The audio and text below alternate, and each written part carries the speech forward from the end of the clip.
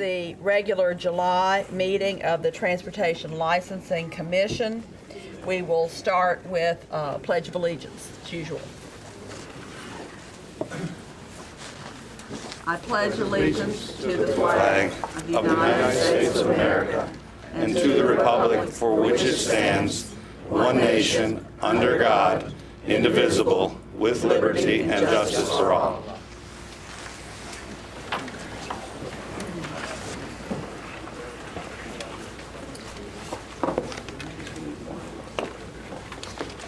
Pursuant to the provisions of Section 2.68.030 of the Metropolitan Code of Laws, notice is given that if you are not satisfied with the decision made by the Metropolitan Transportation Licensing Commission, you may appeal that decision by petitioning for a writ of certiorari to the Davidson County Chancery or Circuit Court. Your appeal must be filed within 60 days of the date of entry of the Metropolitan Transportation Licensing Commission's decision. We advise that you seek your own independent legal advice to ensure that your appeal is filed in a timely manner and that all procedural requirements have been met. We want to, first of all, welcome to our meeting Billy Fields, who is a face that may be familiar to some of you from the past.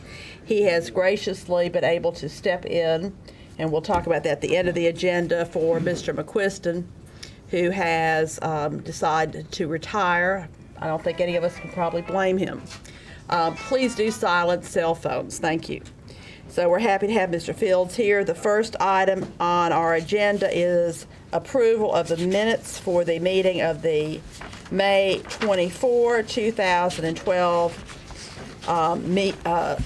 regular meeting, and minutes for the June 28, 2012. I think that may have been our special meeting.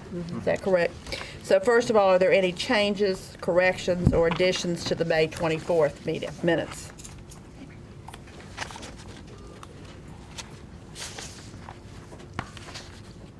I move to approve the minutes from the May 24th and June 18th meeting.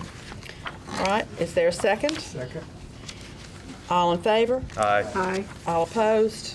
Those minutes are approved. Now we have the June 18, 2012 minutes. Are there any changes, corrections, or additions?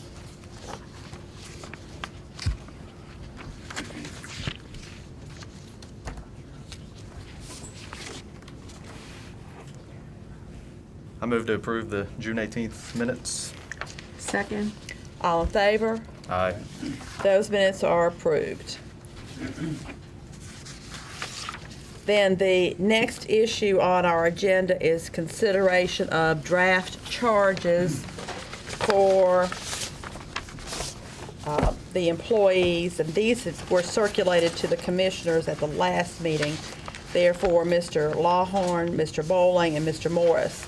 The charges against Mr. McQuiston are moot because of his retirement. So, welcome. Thank you. We're happy to have you back, Mr. Turner. Appreciate it. We're kind of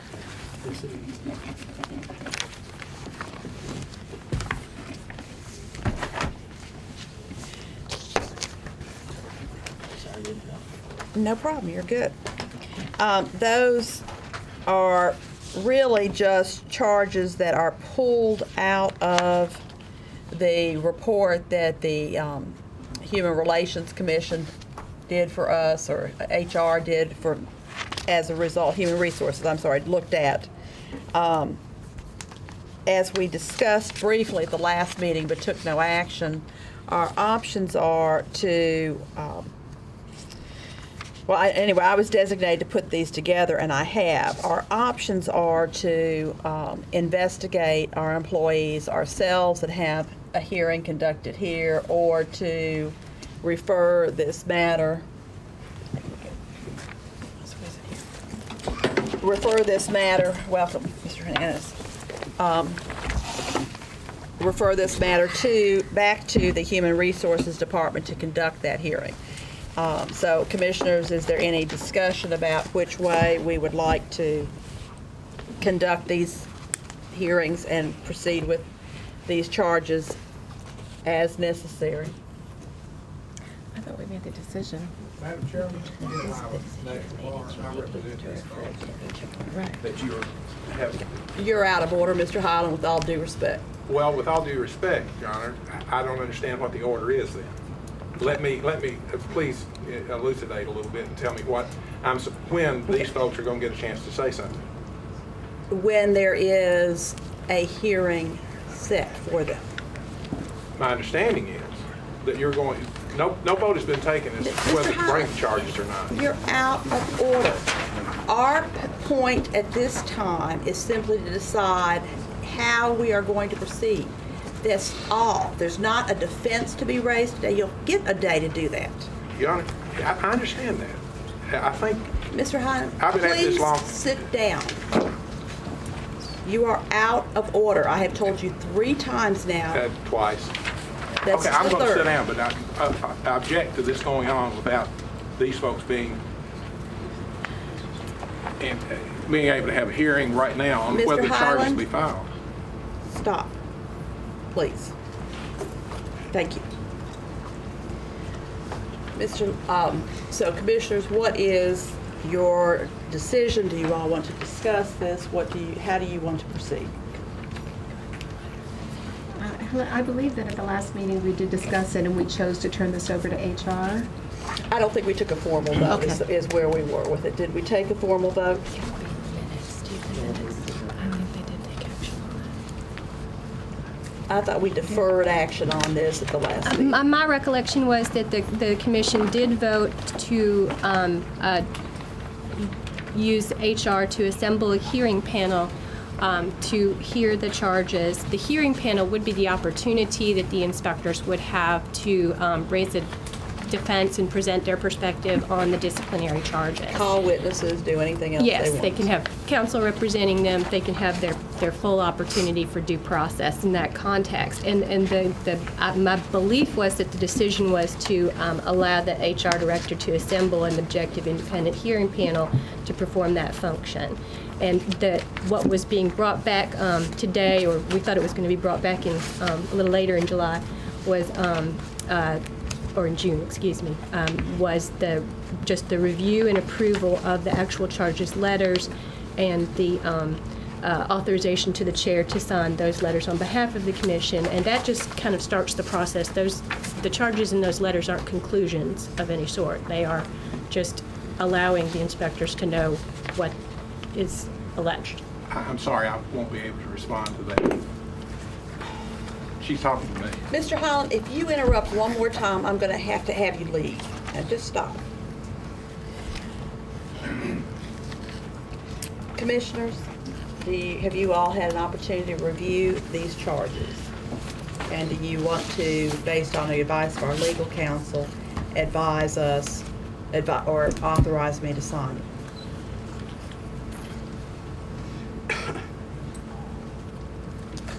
If there's no discussion, I make a motion that we authorize the chairman to sign the letters, and send them to HR. that. Second. All in favor? Aye. All opposed? All right, that matter of business is dealt with and approved. The next matter of business on our agenda is the annual public hearing for the emergency record service zones. Mr. Fields, would you please give us a briefing of what this is about? That on an annual basis, you're required by our ordinances to have a public hearing to discuss and consider any alterations, any complaints, or anything that's related to the emergency record zones. To my knowledge, there have been no complaints. There have been no requests for any changes. So we would proceed. With actually ask you to reaffirm the zones as they stand today. What we have typically done also at this opportunity is given each of the record companies the opportunity to come forward and say what they would like to have us hear as a commission about their industry, any things they would like us to deal with in the future. Because we have such a huge agenda today, we would ask that you keep your remarks to 2 or 3 minutes, and we, generally, I don't have a list of record companies in front of me. We usually go alphabetically. Thank you.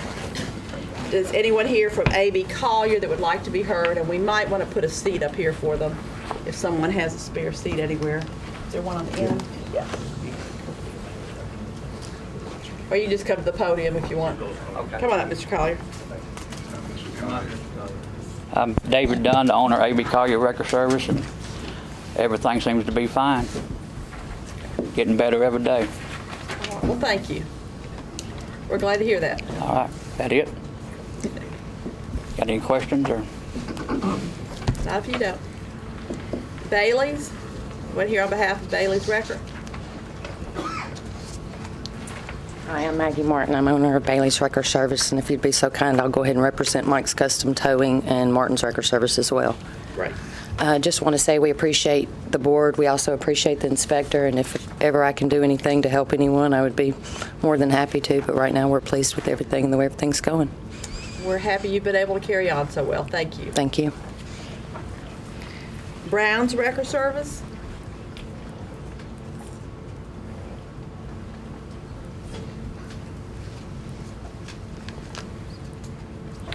Gary Brown, Brown's Wrecker. Appreciate service in the zone. Everything seems to be going good. No complaints, and thank the board for taking care of us. Such a wonderful industry. Especially when it's hot. Yes, sir. Carter's Record Service? Anyone here from Carter's? Chapman's Record Service. Carter's coming? Okay. It's hard to see. Come on up. Chris Graham from Chapman's Record Service. Just want to say it's a pleasure doing business with y'all, and everything seems to be doing okay. Oh, I appreciate it. So Business look forward good? to doing business good. So thank appreciate you. Cotton's? Anyone here from Cotton's? Dad's Towing?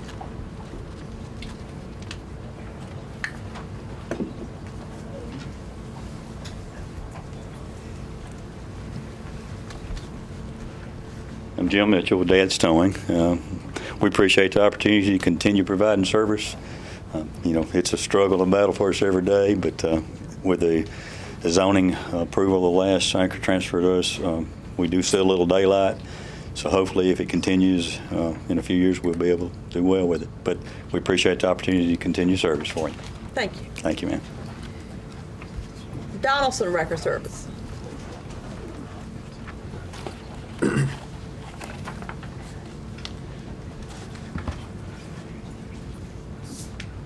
Larry Neltner with Donaldson Record Service. We appreciate the opportunity to serve Nashville.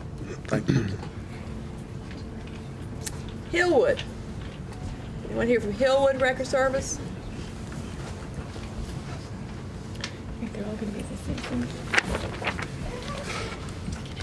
Hillwood, no? Smith Car Center?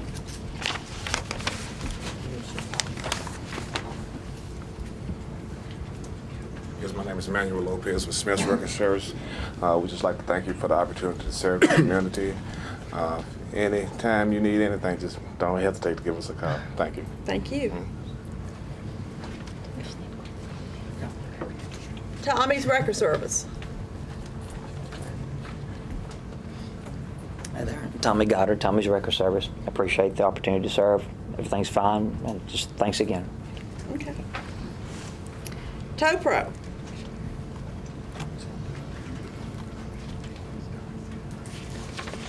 Tow Pro?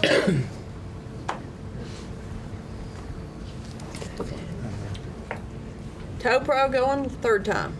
All right. West Nashville Record Service?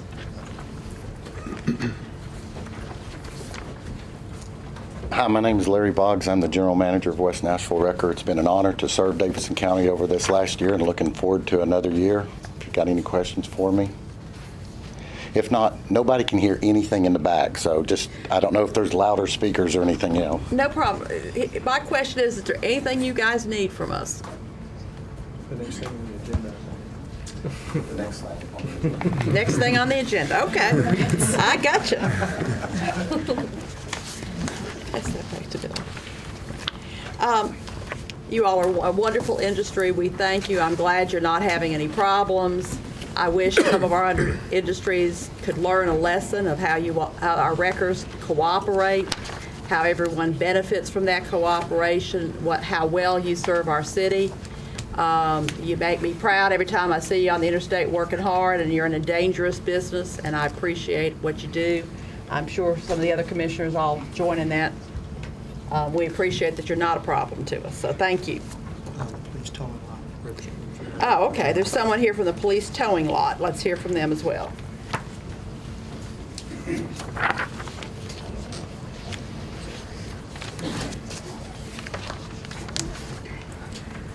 There's the list. Good afternoon. We wasn't expecting to have to come up here, but as far as I know, everything's going fine. You don't have any problems with this companies? Oh, no, no. Excellent, thank you. Very cooperative. Thank you. Does anybody have any questions for us? No. Well, then our only decision is what to do about our current existing zone assignments. We've had no complaints. Is there an appropriate motion? I move that the commission retain the current zone assignments and boundaries. Second. All in favor? Aye. That motion carries. We'll then go to the next matter on our agenda, which is the proposed amendment to record rates. Mr. Fields, you want to tell us about this? The record industry in Nashville has made a request to appear to speak to whether or not rates should be raised. I had a meeting this week to discuss it. I was hoping what we'll be able to do is let them just actually come up and kind of walk you through very briefly what their proposal is asking for. And I would think that's appropriate. So who is going to represent the industry and come discuss this for us? Jimmy Mitchell, I believe. All right, Mr. Mitchell. You just wanted to make sure we had enough reading for this meeting, right? I apologize for that, but I wanted to be several good examples of, y'all can understand why we're here to do this. We're here, of course, requesting a rate increase. It's one of the hardest things, and one of the last things I want to do is see prices go up on anything. I despise to get a price increase. I hate to ask for one.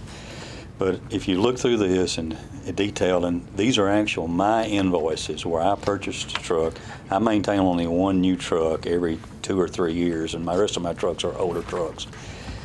And as you see, the one truck I purchased in there, the increase, and that's the identical same truck, very plain trucks. We don't get elaborate trucks in any way. They're just what it takes to get by.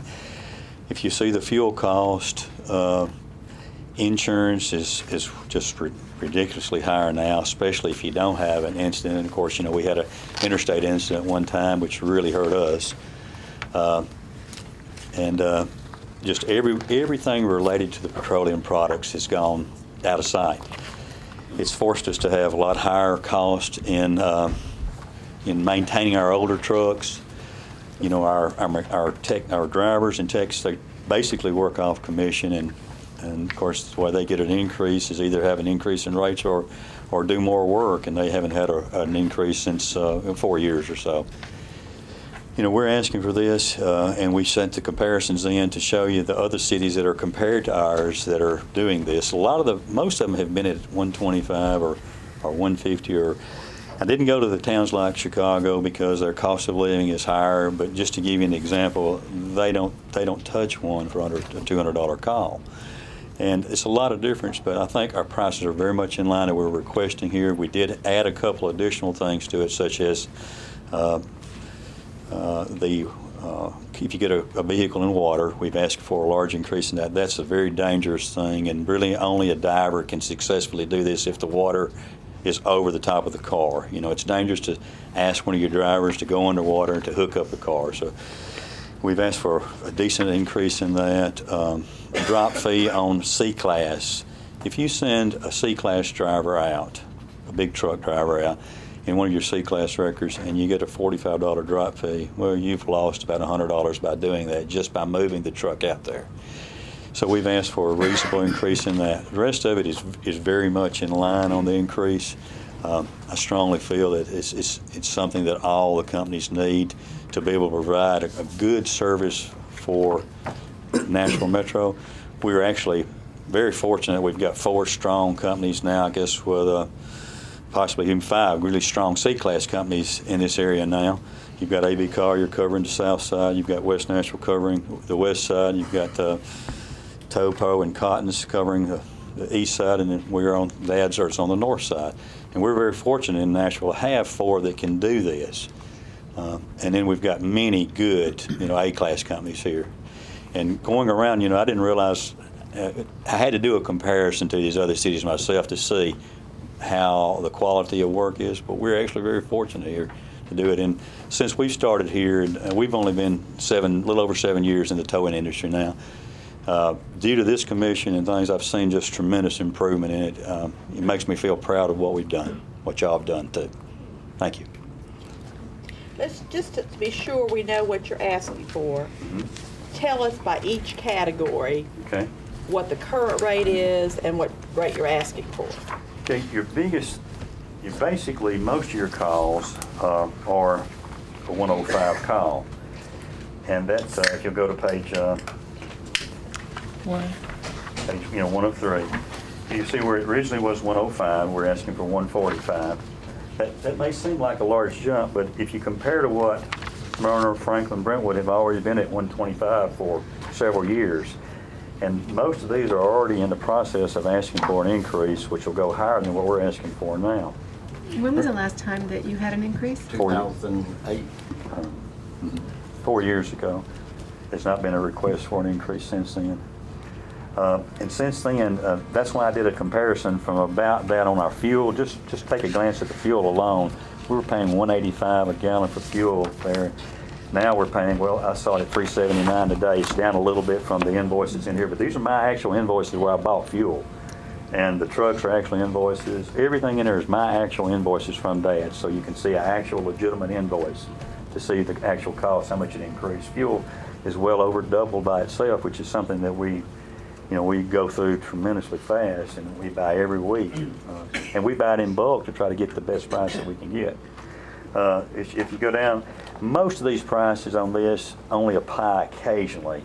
The biggest increase, of course, is the 105 to 145. That's the one you do the most, that you see every day. And of course, in this, we didn't even take into concerns that we've had a pretty good property increase, tax property increase too. So all of our lots have to be improved and constantly maintained and kept up, which is a very large expense to maintain these lots to the point where they're as equal to the Metro Impound lot, and all of our lots are. If you come out and do an inspection on one, they have to have the same things there that the Metro Impound lot has, and ours does. So, sorry, was there a question? Oh, I'm sorry. But every single one of them have gone up about the same amount as what we've asked for on them. And we certainly appreciate your consideration on it. And just to realize that the last one before that was 2004. So we're going on a 4-year cycle here. So in theory, if this doesn't work, it'd be, or if it does, 2016 before another rate increase would be asked for. I have to say that I actually did take this and I read through it, and I'm very impressed with your presentation and with all of the documentation and everything that you provided us with. It was very complete, and actually I'm convinced, and I would like to make a motion that we approve the rate increase. Okay, we have a motion on the table. Is there a second? Okay, I'm sorry. I've just been told that I'm making a recommendation to council. Yes, ma'am. I understood that. So.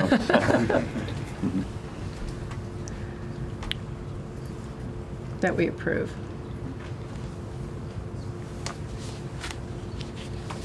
Is there a second to that motion?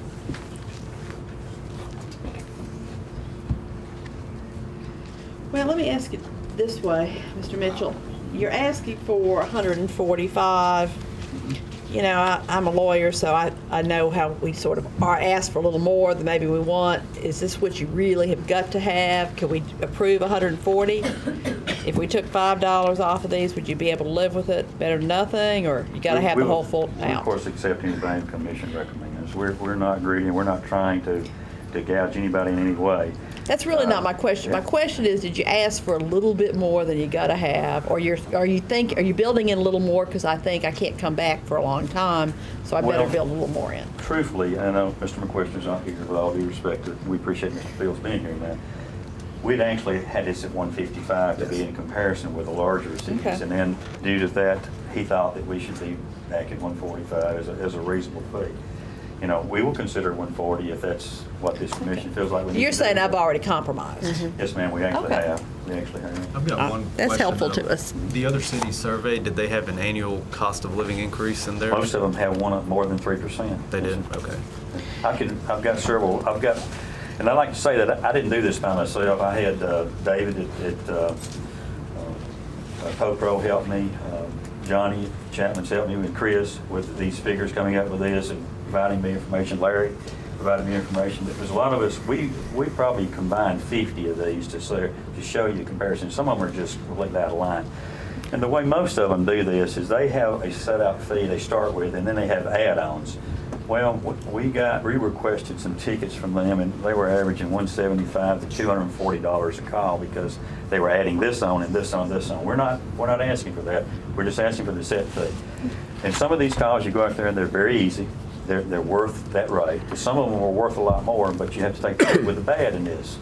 So you get calls that you're out there a good while on that take longer or require more equipment. So we felt like to eliminate confusion, just having a set price and it being a reasonable price would be the best way to go with this. We have one other person that wants to speak at the public hearing, so if you gentlemen would step aside for just a minute, let Mr. Johnny Pose.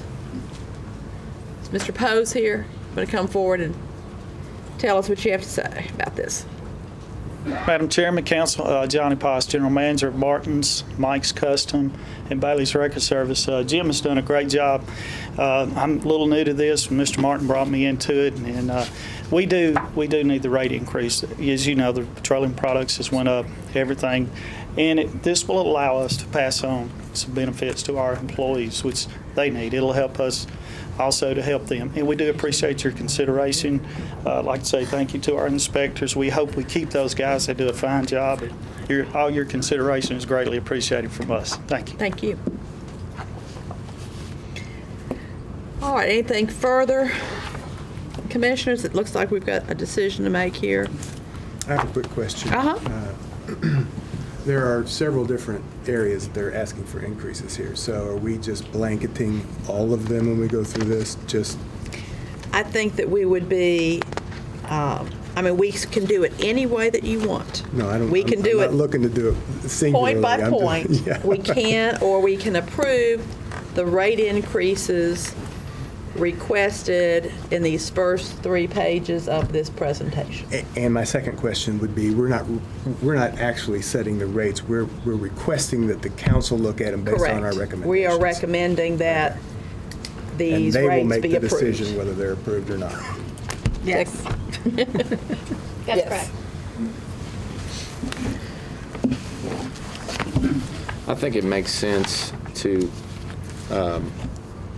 consider breaking up some of the fee requests or fee increases, particularly since they're asking for an annual 3% cost of living increase. Also, it's my understanding that we're focused on non-consent towing, so that raises a question in my mind as to what percent of business is non-consent for and the average for the record businesses. I don't know if we can have one of the, if you're able to answer that question or not. I would have to guess it at this point, but I would say our non-consent is probably less than 15%. 10% would be probably closer. I'm guessing a little high, 15. Most of these figures on here are just figures that are in the minutes and all, but hardly ever do you do any of these except the main ones you start out with, the initial one. I mean, that's the one that you see a lot of. The C-class, the very first one on C-class, you see a lot of those. But the rest of them are just occasionals that you hardly ever see. But going across the board, it's still using the same equipment and all, even though you may only do one of them every month or every 2 months. a water deal. I think I combined everybody last year. I think we had a total of 4 that were off in the water that I know about at this time. So it doesn't affect a lot, but it's a situation where you have to get extra people in to do it, even a diver sometimes to hook up to it, because you can't ask guys to go in the water in the middle of the winter that are not prepared to do this. And that does happen. First and Priest is one of the places it happens. Are the requested proposed increases in line with what you charge for regular calls from customers? Yes, sir, they are. We've had to go up on several of the road customers just because of the fuel. Now, Sure. the fuel backed off about a month ago, but now if you watched and everybody has to buy fuel, the gas is going back up, the diesel fuel is going back up, and every time it does, the tires go up with it, the oil goes up with it, it all escalates the exact same. Our tires alone have doubled in the cost. We've tried to negotiate deals with 2 tire companies in town to get us a deal where all the tow companies could buy from the same places or try to, just to get a better price. And we got a little bit of a discount, but not very much. There's just not a lot of market that they can do for us. So our expenses have just gotten completely ridiculous. That's a great example, though, of how working together can benefit everybody. It is, and that's one of my objects. And, Larry and I we're fortunate. We got elected as president and vice president of the Towing Association. So we're trying to look at things that can help everybody. And I'd like to mention, I think that Doug and David, the reason they're not here right now, I think they just didn't realize the meeting had been moved to 12:30. So I think they'll be here real soon. Mine have just shown up. Okay, good. Well, anyway, I didn't know they were We here. started early on you. We're on the rate increase portion. We skipped over you when your turn came up to tell us if there was anything, so you're welcome to come forward if you want to say something about it. Okay, we got it handled then. All right, so we're back to our decision. These are fairly significant increases. Yes, ma'am, they are, but if you consider that we really should have been at 125 for the last 4 years, if you did look at it that way, it's really not. We've actually been really far behind for a good while, and I promise you that's a comparison, and I can show you very clearly where most of them have been at 125 for a good while, or more. Well, I don't get to vote, but I will say it's hard to say no when your industry does so well. Well, as I say, we're very fortunate here to have this many strong companies in town. If you compare to some of the other cities, they do not have it. So we're very fortunate. And this commission and the work that they've done in the past, overseeing this, the commissioners and all have done well to help us make sure it's cleaned up real well. We want to keep it that way. Yes, ma'am. Yeah, question, sorry. The Franklin, Tennessee, and Brentwood, which I think are both south of here. Yes. Do they operate under zones? Are they county-wide or citywide? They have zones, and they have, some of them are different. Some of them have weak zones. Some of them have zones like we have. Mm-hmm. Okay. Geographic zones.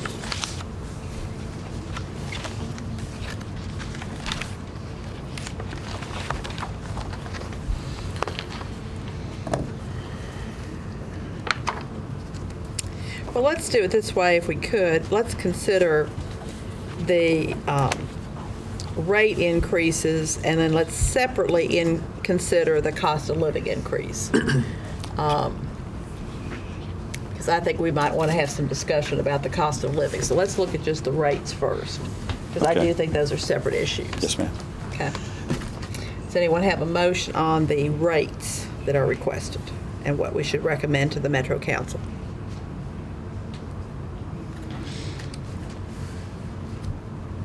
I can amend my original motion.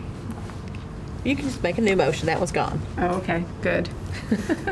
Then I make a new motion that we recommend to the attorneys to review I'm sorry? The Metro Council. To the Metro Council to review the rate increases for just the rate increases at this point.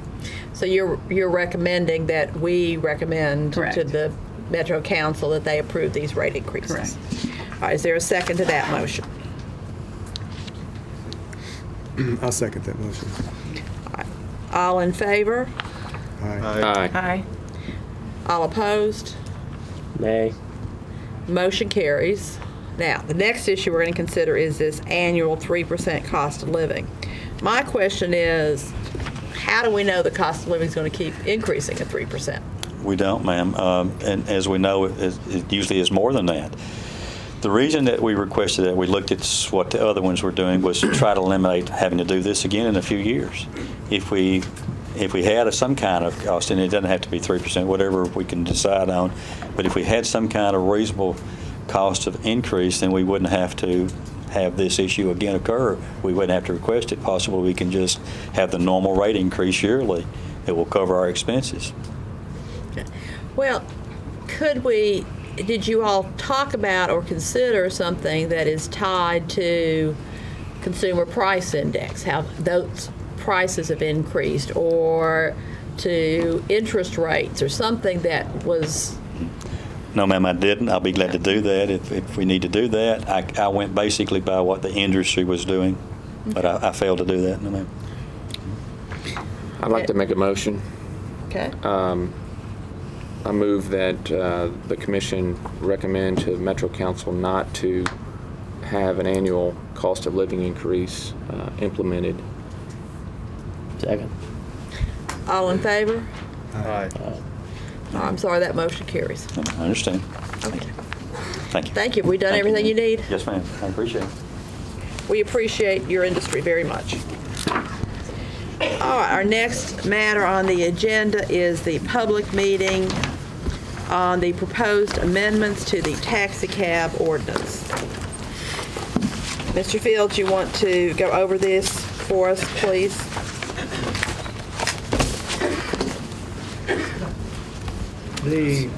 Prior to my arrival, they've gone through several parts of the ordinance to develop some housekeeping changes and other bits of information, that sort of thing that are actually in there. There's also language in here to speak to the conditions of the cars and the age of the cars and that sort of thing. So there are a lot of changes. Many of them are housekeeping, in keeping with what the practice should be. Some of them are just actual changes that were recommended by the staff. Okay. Now, are these recommendations in line with the report that we have all now received and had? They're not. Now, Okay. I think there's some coincidental lineup in terms of age of vehicles and some things like that, but this was done prior to the report being available. Yes, sir. I move deferral until this can be reconciled with some of the recommendations in the report. Is there a second to that motion? A second. All in favor? Aye. Aye. All opposed? All right, now, are we also, as part of this, going to direct Mr. Fields to bring this back to us next month with some kind of... That was my intent. Yeah, Sorry. okay. No problem. I just wanted to... I don't want it to drag on past 30 days. That was my expectation based on the motion. Okay. Yeah, because we did get a very good comprehensive report, and I think that we ought to utilize it. That's a good motion. All right, next matter on our agenda is the public hearing for additional taxi cab certificates and permits. Let me see if I can get to that point. All right, thank you. Now, if I'm not mistaken, that issue was also addressed in the RPM report that we received. Is that correct, Mr. Fields? That is correct. And tell us briefly what this issue is. Well, the issue goes back to your November meeting of last year. You had, the commission approved conditionally 88 permits.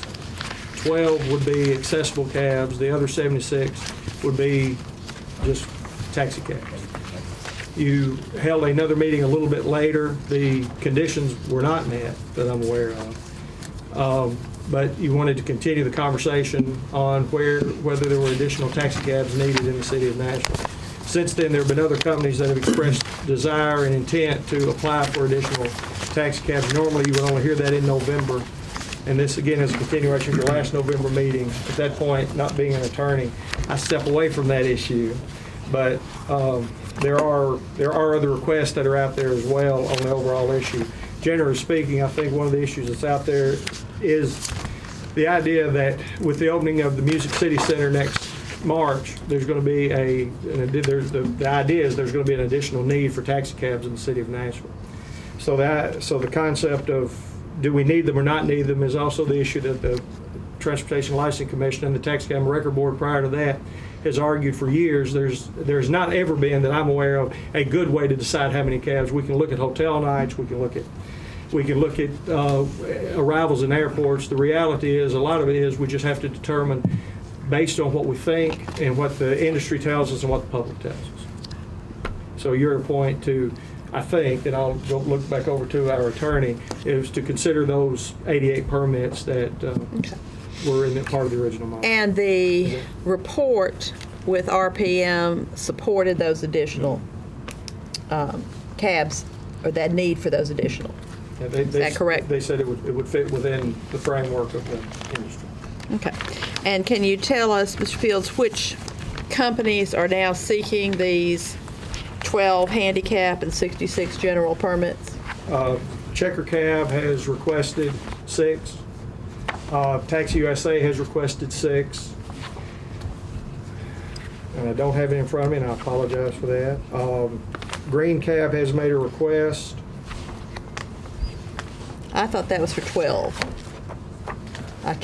I thought it was 12, but I could be I wrong. apologize, I don't have that in front of me. Okay. And then 61 for volunteer. The green cab was and volunteer were not allocated as Oh, the okay. previous meeting. Okay. All right, so Green Cab and Volunteer, who we had in November, and then Checker and Taxi Cab USA have come in and asked for some. Is that where we are? They were all 4 from the prior. Oh, all 4 for the November prior. meeting. Okay.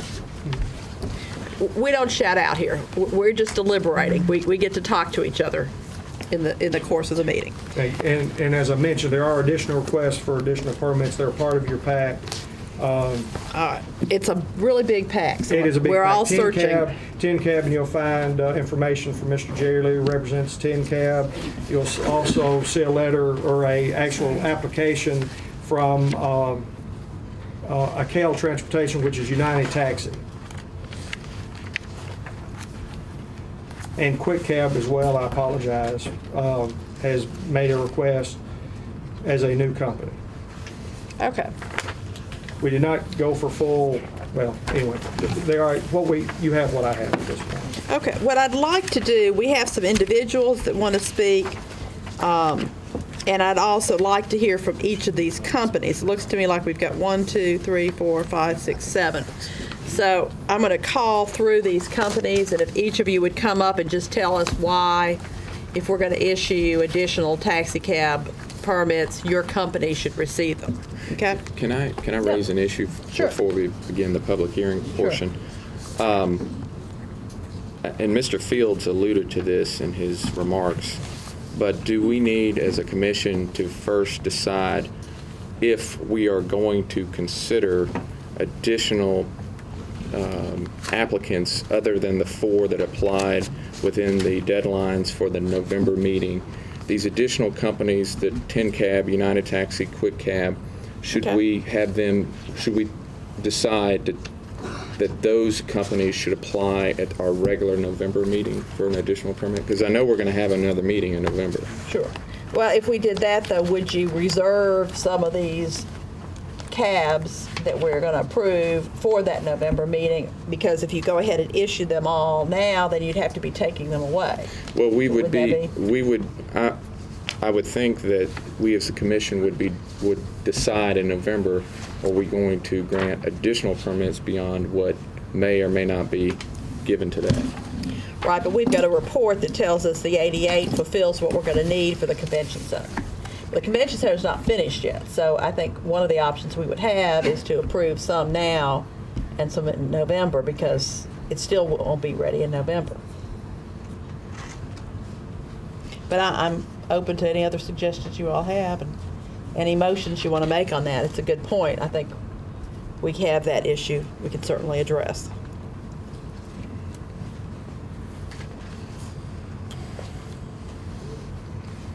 Is there a legal viewpoint on that, Teresa? I guess I think you have several options available to you. I think it could be interpreted a handful of different ways. Certainly, you have the ability at the annual meeting to look at this issue on that topic.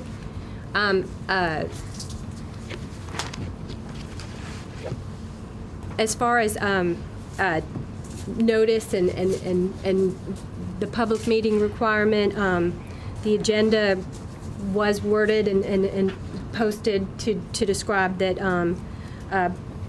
generally that additional taxi cab certificates / permits, would be heard today.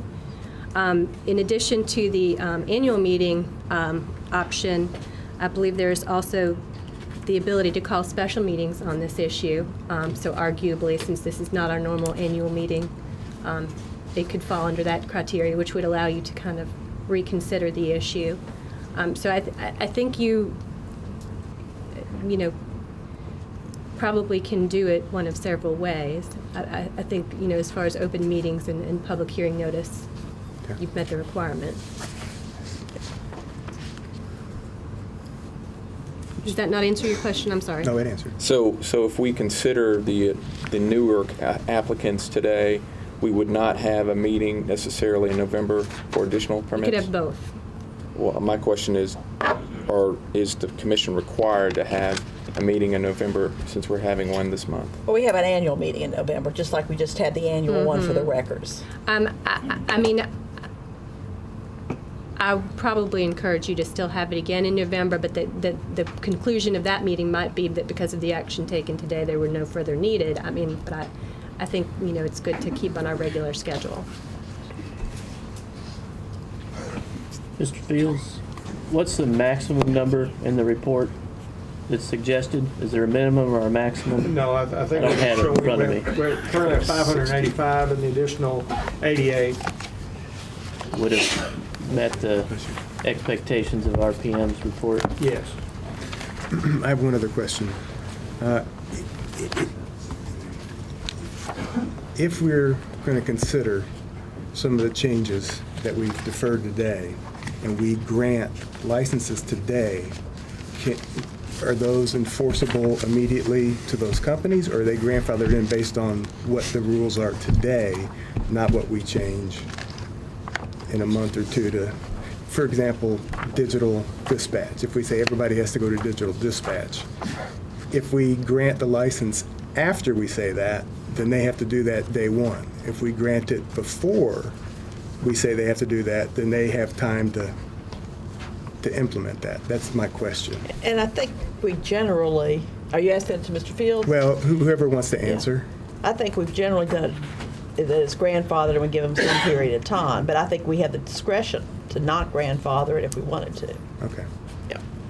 But I mean, obviously, mechanically, you got to give them probably 30 days to do it. It's just a question, and the question is I think there are going to be things that are implemented, and when you start looking at people's business model, you want to make sure that they're going to have the wherewithal to do that when it comes down the pike, because you don't want to be grabbing their licenses right back from them because they can't implement those things. Makes sense. And we did just get this report. I mean, even though it's dated July 2nd, I think we probably, as all commissioners, got it maybe 10 or 12 days ago. So, and it is pretty comprehensive. I actually took it on vacation and read it, but it's pretty, yeah, I know. Lead a boring life, but it is very thorough and has a lot of good points that I think we are going to want to consider as a commission, and certainly before or at our next annual meeting in November, we'd want to look toward using this report perhaps we might want to consider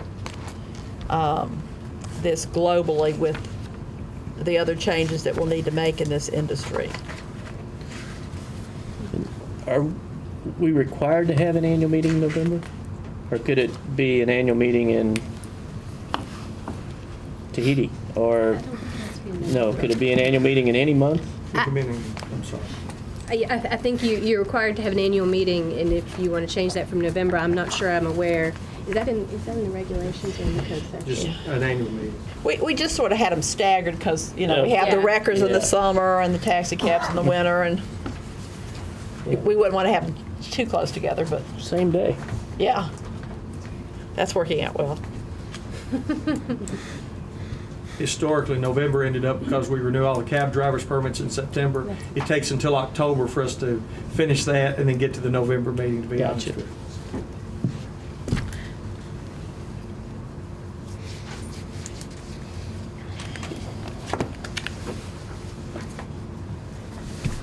I would like to make a comment that we have quite a few applications in front of us, and I think we should, if we are going to deliberate today, take them all at the same time, because we need to issue these permits based on merit and their ability to do business and ensure the public safety is our number one priority. So I would imagine that taking all of them would be a good idea. I agree with Mr. Patel's comments. I think that I would move that we consider all of the applicants that are before us today, particularly given how the agenda was marked for today, as Ms. Gastonis let us know. So there's been notice. Yes. Okay. So that motion is on the table. Is there a second? Second. All in favor? Aye. All right, now, we have a choice of hearing from individuals or the companies. I think it might be more efficient to hear from the companies first and then the individuals. So is there someone that wants to present? And if you could limit your time to, I'll give you 3 to 5 minutes so that you have a little more time. But let's hear first from Tennessee Cab. I guess I should take them alphabetical. Hold on, let's start with Checker.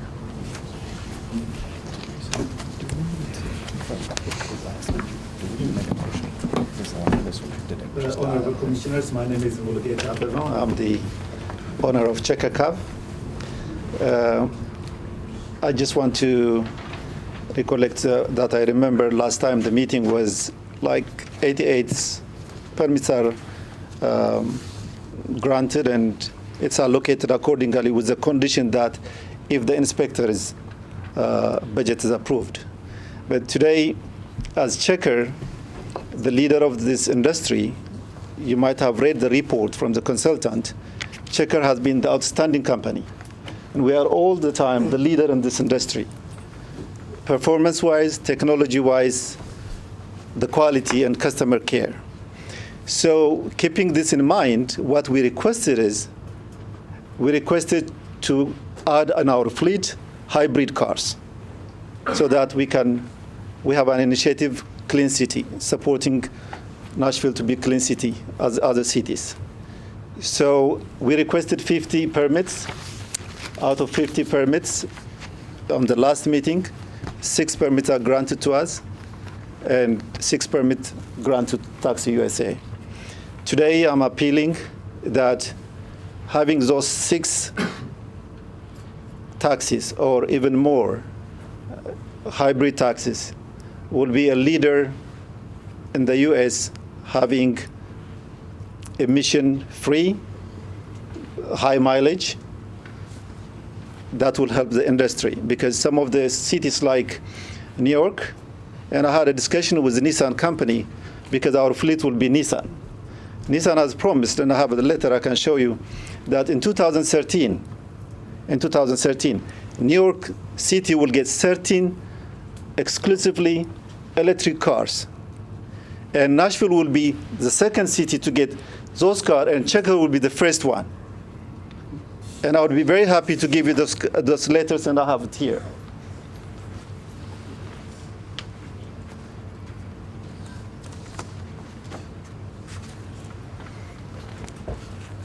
This is how the cars looks like.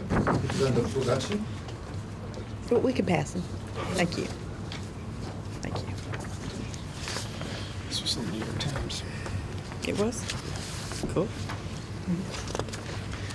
Therefore, if we are granted the permits, and I promise Checker will be the leader in getting these hybrid taxis on our fleet, and you'll be proud of us, and Nashville City will be proud of us.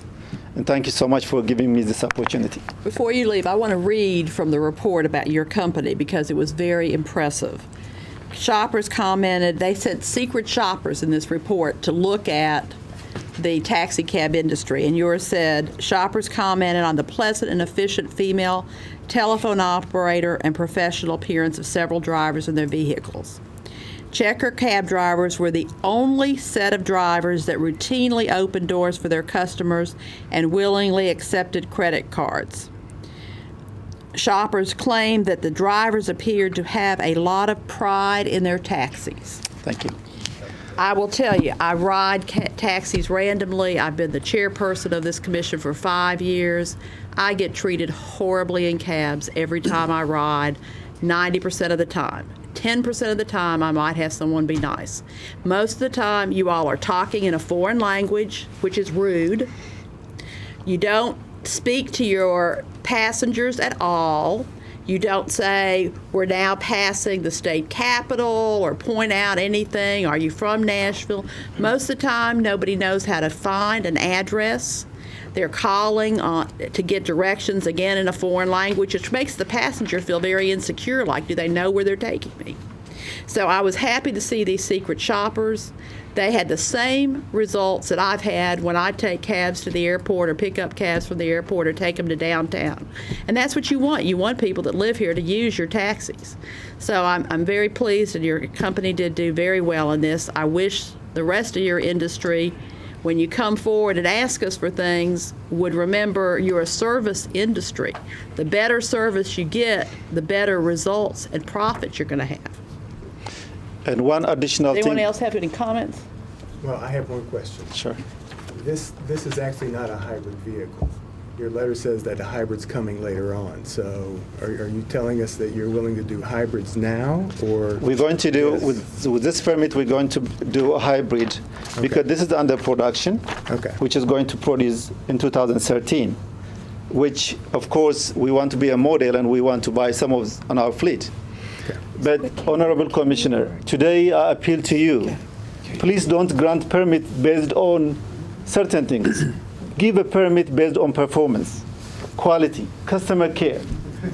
Please, I ask you this, if we care about Nashville, if we care about Nashville people, if we care about tourists, let's give permits based on the performance of the company, not because we cry, we appeal that we are mistreated.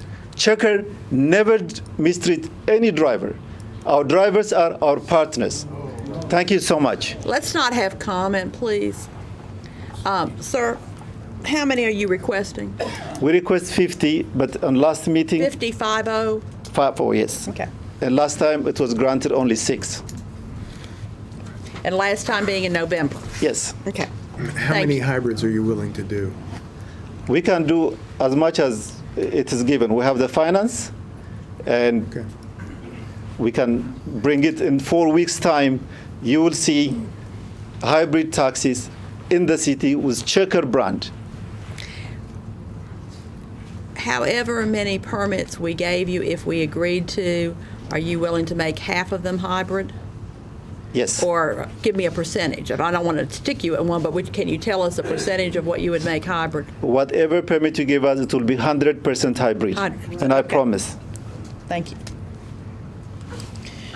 All right, our next, thank you. I think we're good. Thank you. Thank you so much. Appreciate it. All right, the next would be Green Cab. Someone here from Green Cab.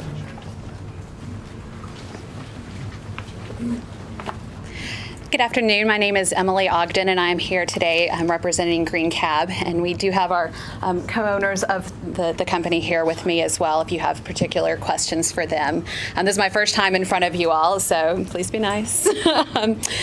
As you know, Green Cab was one of the 2 cab companies that was granted the new licenses back in December, and has followed your processes of this committee and the rules of this committee. And based on that ruling, those original 88 permits should be divided between those 4 cab companies that followed the rules and processes of this commission. At that original hearing, Green Cab originally asked for 50 new permits. Just wanted to make sure that that was clear. In the end, they would alternatively like to have half of the new permits granted of the 76 that were not committed. I think that would be fair, considering there were 2 other cab companies that requested those permits at that time. Furthermore, I think that the recent report that came out now since that last meeting most certainly supports the capacity for new taxi cabs as the city continues to grow and to thrive. And part of my reading of it is that, whereas they embrace the 88, I think that there's potentially room for even more permits to be granted, and so thus you could grant the entire request from Green Cab and Volunteer. A little bit about Green Cab. Green Cab is a minority-owned hybrid and alternative fueled vehicle that would be the first of its kind in Nashville. Green Cab is on the cutting edge of environmentally friendly fleets by incorporating the use of hybrid as well as alternative fueled vehicles. In fact, Mr. Beckel here spent some time at the premier facility in Utah for compressed natural gas conversions. And so he is a certified technician to convert cars to natural gas burning vehicles. And I think that that's a good example of their commitment to alternative fuel and hybrid vehicles. They're exploring various options for hybrids and alternative fuel vehicles, including a Ford Transit that I have a brochure on if anybody would like to see that. It's a natural gas burning vehicle.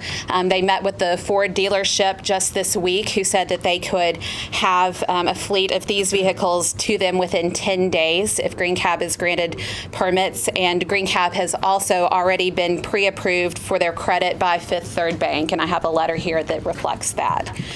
Could we pass the brochure? Absolutely. I don't mean to interrupt you, but No. we can pass that while you're talking. Absolutely. Okay. I apologize that we just have one. And in your presentation, if you could tell us about the management experience also.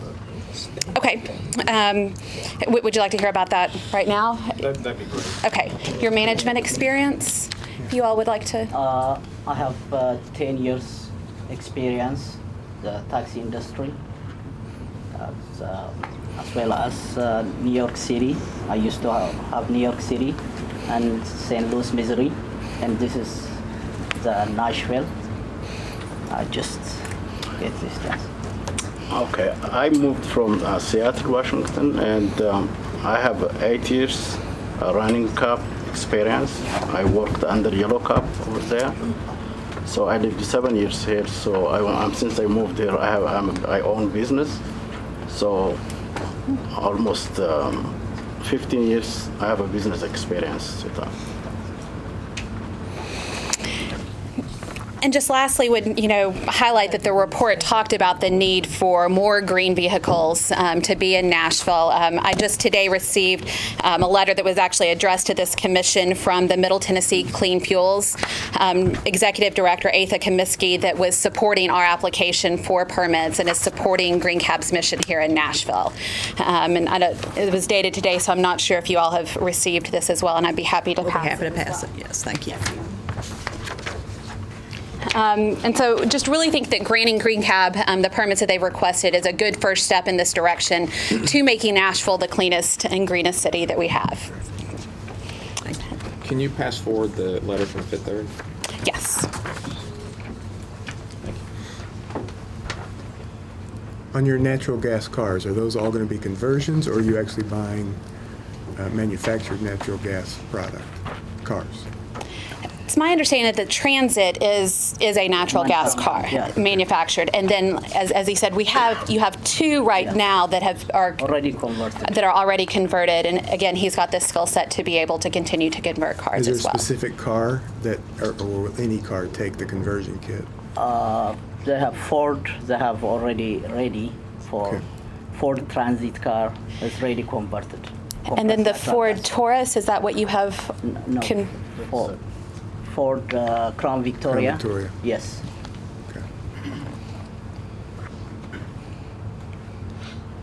Madam Chair, may I ask a question? Yes, sir. Do you anticipate being, as far as your dispatch process, as you open the new company, do you anticipate being digital dispatch? And again, the report that we've talked so much about that we're going to, I think, be talking a lot more about speaks directly to the technology upgrades. Would you open the company with that sort of equipment? Yes. Yes. Thank you.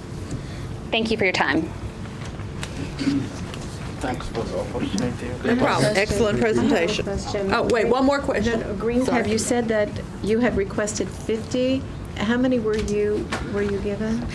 We were, when it was decided to do 88 new permits, then the 12 were going to be already designated out, which left 76. We had originally requested 50, but alternatively, if you would like to grant half of the 76. Were you given any?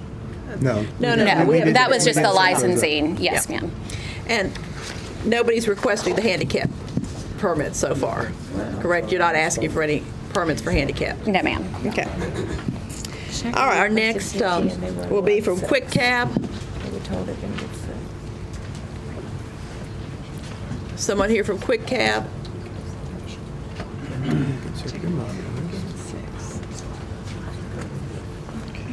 I'm not certain he would have anticipated being heard today. Again, he was aware of the meeting because we spoke on the telephone. All right, Mr. Fields, you want to tell us what you know about Quick Cab? I don't know anything? a whole lot. I know the application and the information that's included in the Quick Cab, Okay. but I don't have a whole lot of background on that.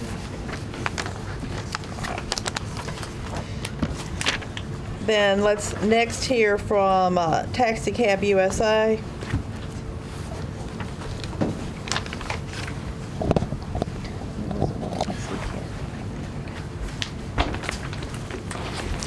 Good afternoon, Madam Chairman, members of the Commission. I'm Giff Thornton, and I'm a local attorney representing Taxi USA. Michael Solomon is here. He's the president of the company, and Jim Burrows, who's the Nashville general manager. And if you get into operational questions, I may ask one of them to take that on for you. We've been in the market here since 2006. For those of you that are new to the Commission, if I could, in my 3 minutes, say a couple of general things first. One is that the meeting where you took action with respect to the new permits last fall was December the 20th. And if you'll refer to the minutes of that meeting, as Mr. Fields said today, the award of the 88 permits was conditioned on two things specifically happening. Mr. Fields has also said today that one of those conditions was not met. So my message to you to begin with today is that this commission can take whatever action you see fit with respect to the awarding of new permits for taxi cabs in the city of Nashville. You're not bound in any way, and your legal counsel, I'm sure, is who you will rely on for confirmation on that point, but you're not bound by the action you took last fall in any way. Secondly, let me point out that Taxi USA has requested 40 permits. We requested them at that time, and you awarded 6 if they were hybrid, in addition to the other actions that you took. In the meantime, you've had this study from RPM, which we have, and I know you have as well, which surveys the market. It answers the question, at least in its opinion, whether or not additional permits are warranted, which is one of the criteria you have to follow under the code. And the key code section, as you know, is Metro Code 6-72. That's where the criteria is set forth on how you consider whether or not to award new permits.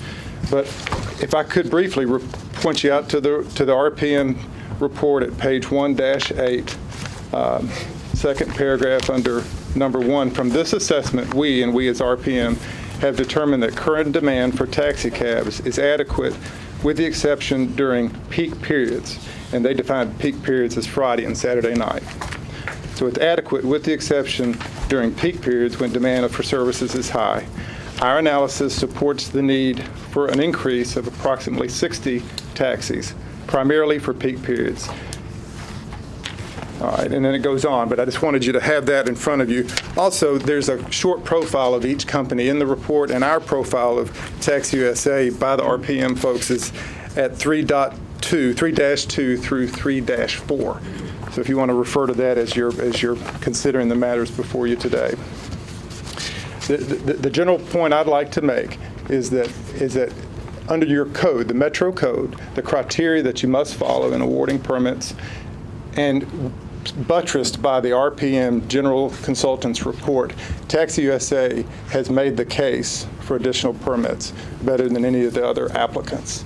In terms of proving need and necessity, in terms of satisfying your criteria for character, experience, financial condition, and responsibility, we meet all of those in a way that we contend is superior to the other applicants. We have submitted a short letter last week on that point, and I don't want to repeat everything that we've already put before you. Is it July 20th letter that's in our package? I think that's right, yes. Okay. I would stress the financial condition, and I would note that one of your applicants is a co-op, and as I reviewed the code, I'm not sure the current code permits co-ops. Now, it depends on how you define a co-op and how they take on financial responsibility, but it's a question that I'd ask you to consider in taking any action with respect to new permit applications. We have made the case for additional need over and above what might be generated by the convention center as a result of the contracts we have with MTA, with Vanderbilt, with Veterans Hospital. Our call has gone up from 5,000 a month over the course of the last 2 years.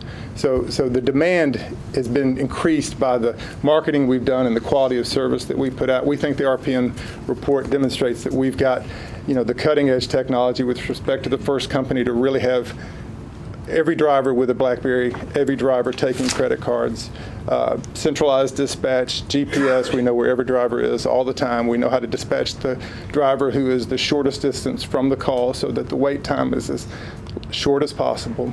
I would point out that we have more ADA cars on the street than any other taxi cab company. 18, sorry? Would you like any more? Yes. Okay. Yes. We're committed to a 10% ratio, Michael, for any permits that we have. We will have 10% ADA vehicles. You asked a question about percentage of hybrids. If you wanted to make that a condition of an award of permits, we would take up to half hybrids. I'll point out that hybrids are expensive vehicles, and they're more expensive to operate, and would ask you to take care in saddling one company with that requirement where you don't have that requirement across the board. But again, we're the experienced provider in the market. We've brought all the technology and client convenience to the market. We've increased demand for what we're doing. We need the more permits, and so we respectfully request the 40 permits that we applied for last fall. If I hear you correctly, what you're saying is we need the permits to service existing clients. We're not. Correct. Okay. Any other questions, commissioners? How much of your business is MTA and Vandy? And I know that MTA, you guys back up MTA, is that correct, through that contract? Are those primarily wheelchair cars, or? I'm Brandon Green. I'm the assistant operations manager. Forgive me, I have a cold. Our charge account business, which would be our MTA accounts and our VA accounts at Veterans Hospital, is approximately 20 to 25% of our business. The rest being cash or what we consider credit cards. And how many are you requesting? Total? 40. Okay. And just to be clear, how many of those would be the handicap accessible? Again, 10%? We'd commit to at least 4 out of that 40. We have to grow. We have 18 now. We have 205, so we have to grow that 10%, and then 4 more on those 40. So we'd have roughly 7 more wheelchair vehicles. That's self-imposed. Your regs don't require that, but that's what we're striving for ourselves. Thank you. Thank you very much. All right, our next presenter will be Tennessee Cab.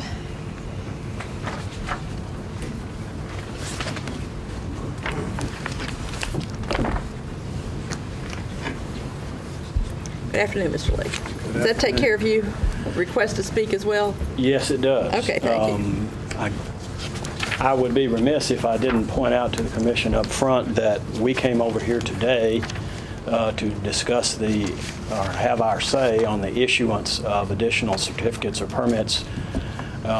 We were never under the impression that our application would be considered today.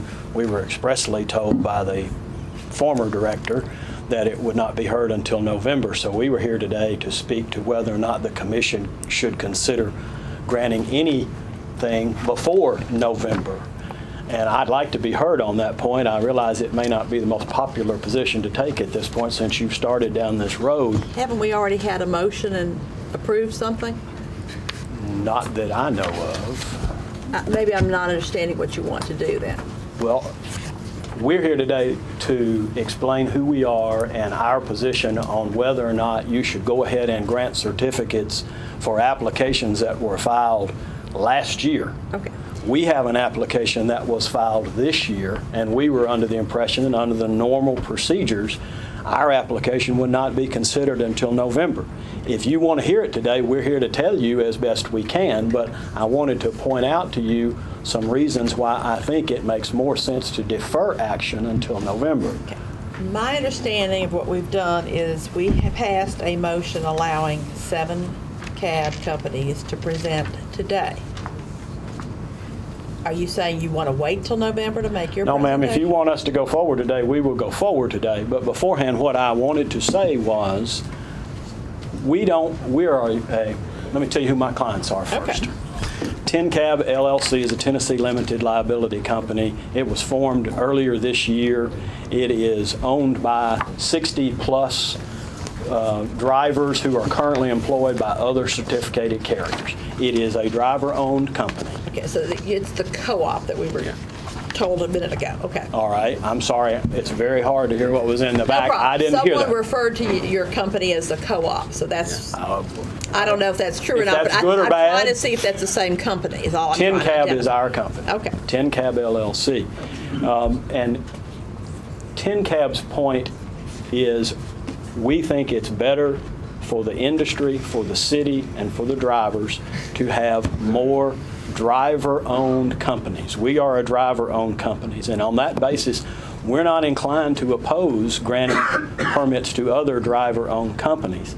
However, what we are opposed to is other companies having 2 bites at the apple before we've had our first bite.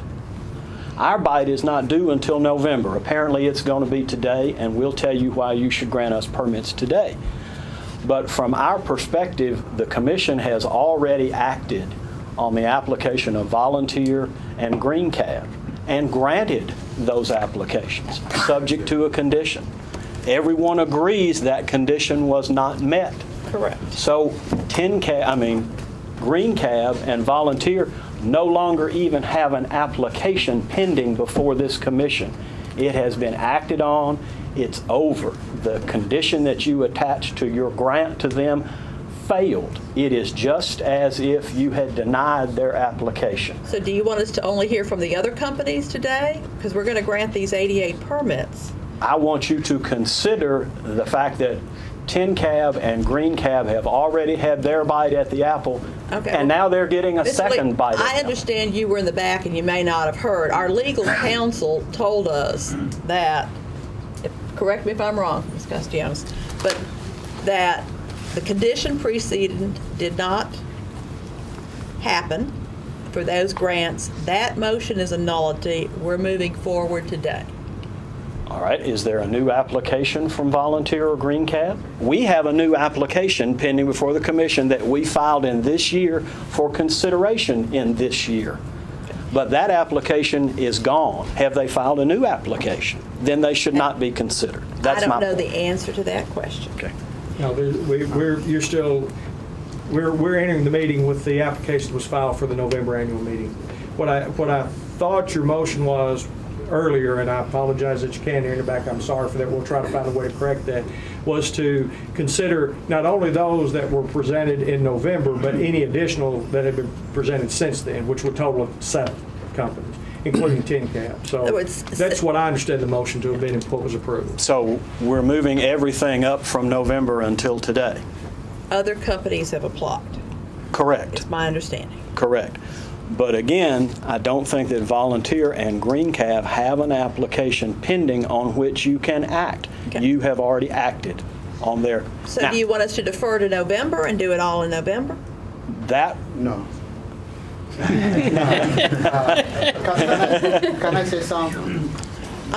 You've got your 5 minutes. You can say whatever you want. Yeah, please. But your council's trying to do a good job for you.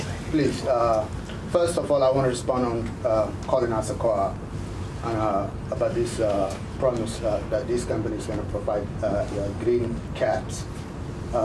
We're not a co-op. We put the bill when there is a certificate issued to them to put it in the market. So whatever you give and whatever they promise is going to come from the drivers. It's the driver's pocket bought by that vehicle, put on the street. So we're not a co-op. We're the one who has the best interest in this industry. We put the bill when it comes to the vehicle, maintenance, insurance, and everything. I'm not against the volunteer getting their permits because we're in the same boat, in my eyes. But Green Cab, we all know, it's owned by the checker, and they already have 6 permits issued to them last November. So it wouldn't be fair putting in the same boat and acting cronies as a driver-owned company. So it's up to you as the commissioners to decide today whether to do it today or to defer it to November. I'd rather have it today than to November because it's money lost. If it was today, how many cabs is your company applying for? we applied for 120. 120. Yes, ma'am. And we can Bit provide it. optimistic. Well, clearly there are only 80 to 85 that are going to be granted. Okay. And is there any percentage of those that will be hybrid? I will defer to these gentlemen about operational details. Hybrid, we can provide it because we're the one who provided the old vehicles that's on the street. And also, What percentage? whatever percentage is required, whatever percentage you put forth, And what about handicapped vehicles? Do you have any? we can provide it. 10%. And who is your operational system? Are you going to have a central office? How are you going to operate? If we turn loose 120 individual cabs, how are you going to operate this business? It's not an individual cabs. It's a company. It's an entity. It's own. As you know, all of us have a business license, and we're small businessmen, all of us. But we put our efforts together and set up this entity that can run the operational management of the company.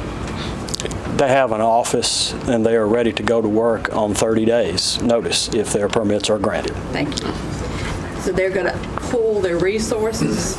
Is that what you're telling me? Already have. Will they have a GPS and this dispatch? Yeah, we're going to have this system for the dispatch. It's included credit card. Okay, I don't know what this system is. What is it? It's included in credit card and everything. Got GPS, credit card, and everything. So, Okay, this says Vector 800. Yeah, it's a centralized dispatch. Digital, obviously. Yeah. Let me pass that to the commissioner so we all get to see it. All right, anything else you want to? No, ma'am. Thank you for your I do attention. have Yes, sir. a follow-up question. Yes, sir. I understood your initial argument to be that you were prepared to say that your application should be heard in November. If permits are granted to 10 cab today, would 10 cab be ready to go into operation immediately? 30 days. 30 days. 30 days. We're already Yes, on sir. the street. Yes, sir. You're already on the street? Yeah, we're already driving our vehicles, our own vehicles. Do you have permits for those vehicles? We got permits, certificate, we pay property tax, everything on it. I'm assuming what they're talking about is they're working for other companies. For the companies, Okay. yeah. That's Sorry. correct. I'm Yeah. just- All of them are employed Yeah. and have been for upwards of 10, 15 years. Okay. Then what you're telling me is your average age of your driver has 8 to 10 years experience. is what- Length of service, yes, ma'am. Okay. Yes, ma'am. Got it. We're the first minorities that came into the taxi business. Put aside the Kurdish maybe, but we were the majority. And we got guys who graduated high school back in 90s and still driving a taxi. So it is ranged from 5 to over 10 years. Thank you for your consideration. No problem. Thank you. Appreciate it. All right, let's next hear from Volunteer Taxi.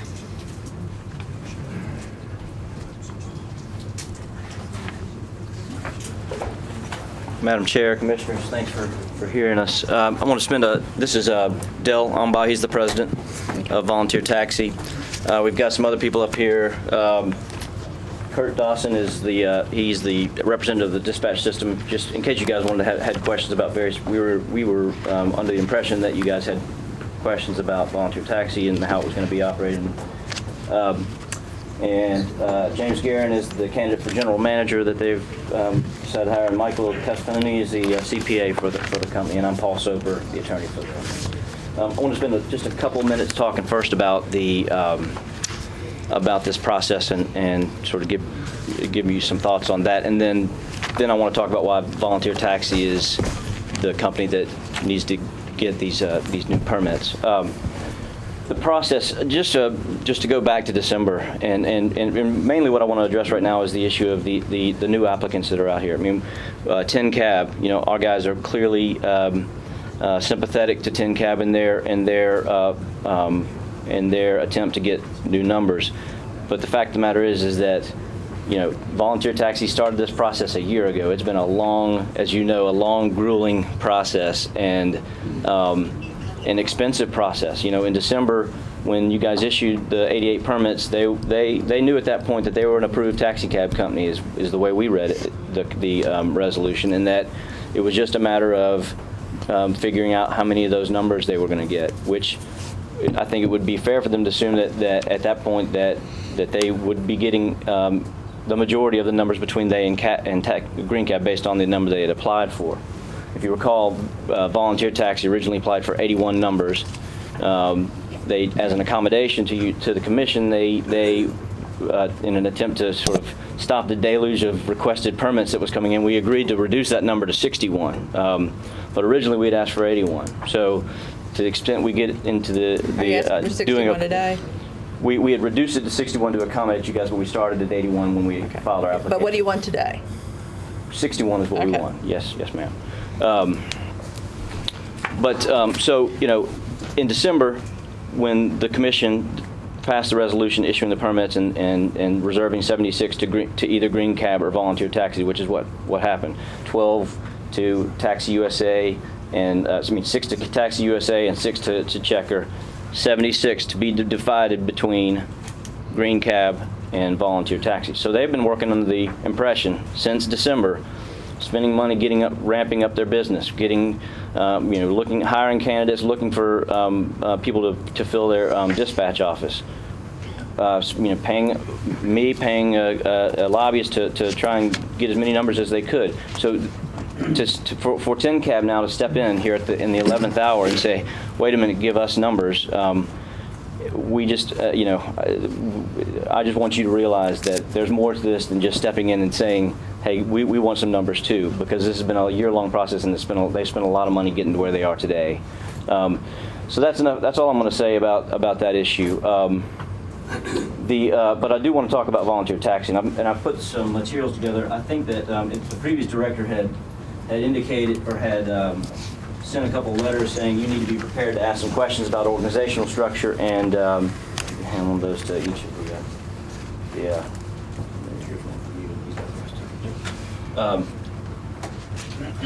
The previous director had questions about how we were going to be structured, whether or not, since it was a driver-owned company, whether what sort of oversight the company would have on its drivers.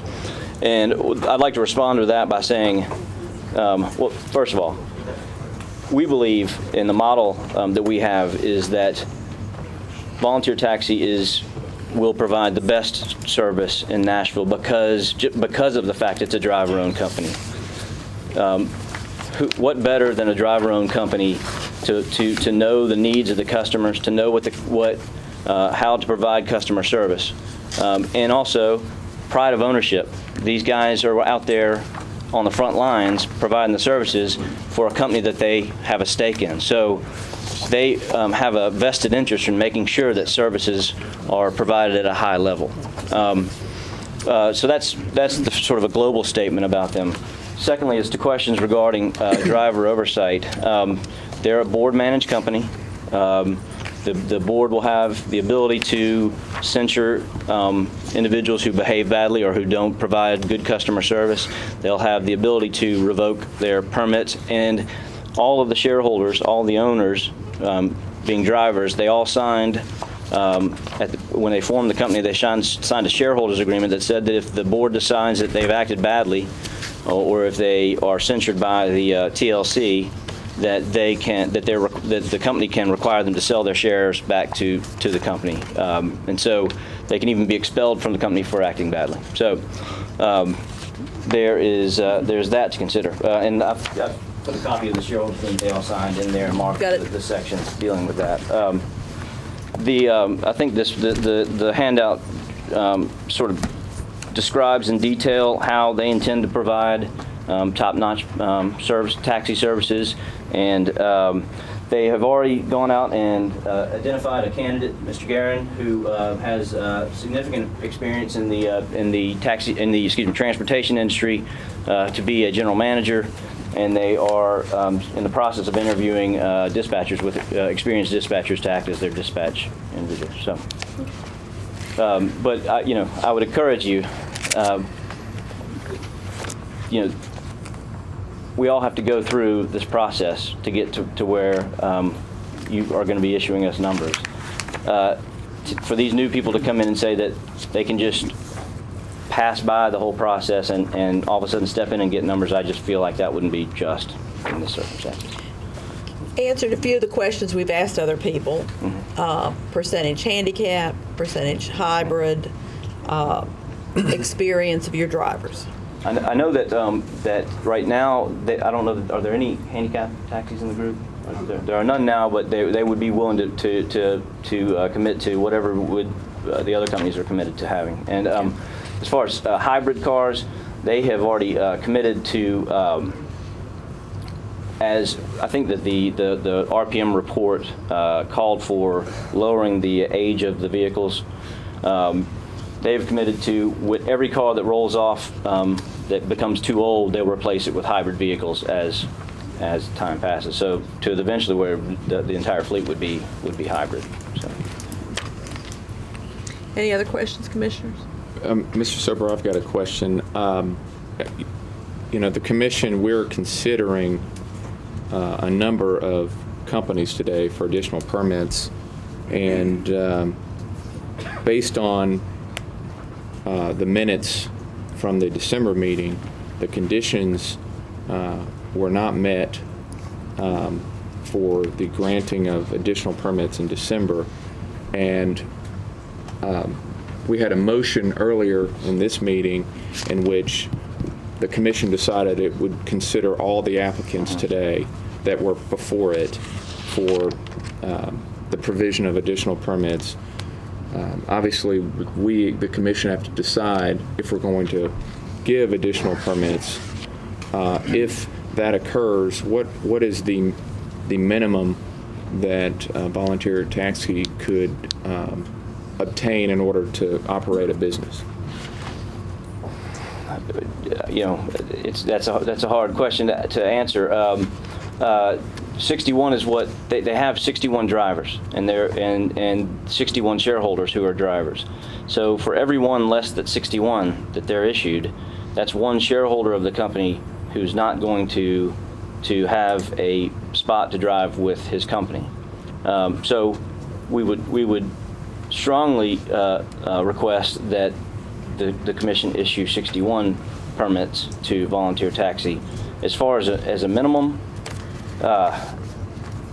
it's hard to quantify that. I mean, when the original split was when the original permits were issued, it was 76 that was to be divided, and so I suppose based on the current regulations, which is that a taxi cab company has to have at least 20 permits. We would be willing to, or be able to accept 56, I suppose. But there's a point at which I suppose it doesn't make sense, for I guess what you're asking is how many could, if you issued less than the 61, how many could they operate on? I think that's what your question is. Yeah, I just don't know if there's any way to quantify that. I mean, as many as you can give, I think they'd be able to operate, but clearly it would be a disappointment if they got less than 61. So if it came down to it and you could only give 20, they could operate a company on 20. They'd obviously be in a position where they'd need to be getting more to satisfy their shareholders in the future. And one of the things that if it comes down to it and we don't have 61 numbers, that just means that the lawyers and the lobbyists have to keep moving forward to get the laws changed so that we can reallocate permits as we can't do now. So I understand. Yeah. Okay. All right. Thank you. Thank you.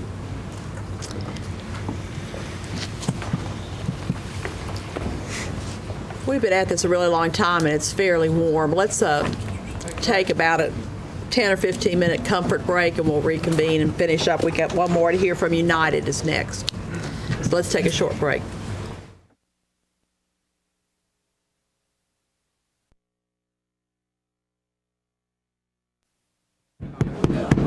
I don't have a gavel, G.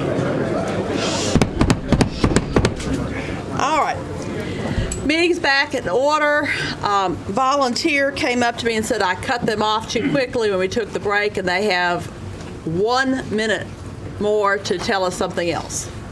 Thank you. My name is Aramis Hugasa. I represent Volunteer Taxi from Lance Road Marketing. We're located, our marketing company is actually from DC. We came back because we want to emphasize a few things that we felt like have not been addressed, which is, as you know, Volunteer Taxi is an employee-owned company, which means every driver is the owner of the company. And when they organized a couple of years ago, has been trying to get their license, their objective was that they don't want to drive 18 hours a day. As you know, safety is the number one thing. For me, if I'm taking a taxi, I don't want a driver that has been driving for 12 hours, 15 hours, 16 hours. I believe, Chairwoman, you said you have horrible experiences in taxis most of the time. Part of it is probably because driver have been driving all night or all day long, and he or she has not had enough break. So we believe that by giving Volunteer Taxi these permits that they requested, they will be able to drive 8 hours and spend time with their family and children. And as far as when you're asking how they're going to operate, they have more than sufficient capital. They have been gaining for the last couple of years. When it comes to the cars, how are the cars? What kind of cars are they using? Currently, they have most of the drivers drive for another company by paying over $1,200 a month for another company. And they own these cabs, but these cabs, some of them are 2006 or above. And as each time,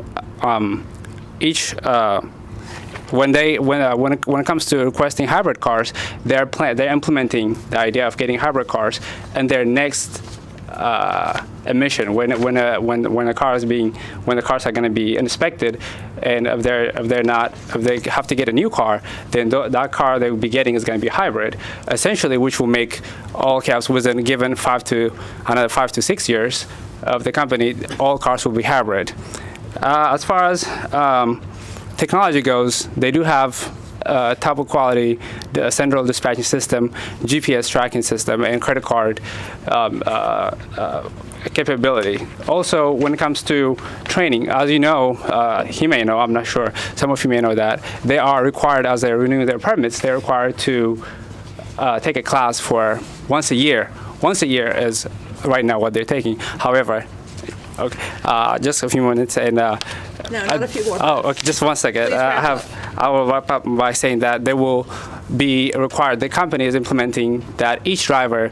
The company is implementing an idea of taking a class within the company, training once a month. So that's also part of the implementation. And I would like a few moments to express, also share how voluntary taxi is well prepared on day one in its operation. Sir, we have to be fair. We gave you your time. Oh, we appreciate that. We just want And to. I can't give you more time than I gave the other companies. I have to be fair. Well, if I have to say something, I would appreciate if you would take consideration of the business plan the voluntary taxi provided, so that you can look at how well prepared. We have it, thank you. Okay. Appreciate it. All right, thank you. All right, someone from United Taxi Cab?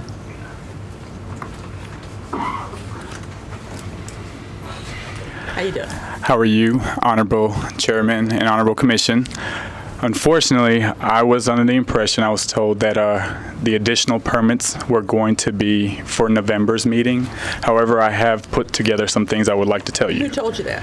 I was called actually by Lisa from the taxi board, and we were told that this application would be submitted for the November meeting.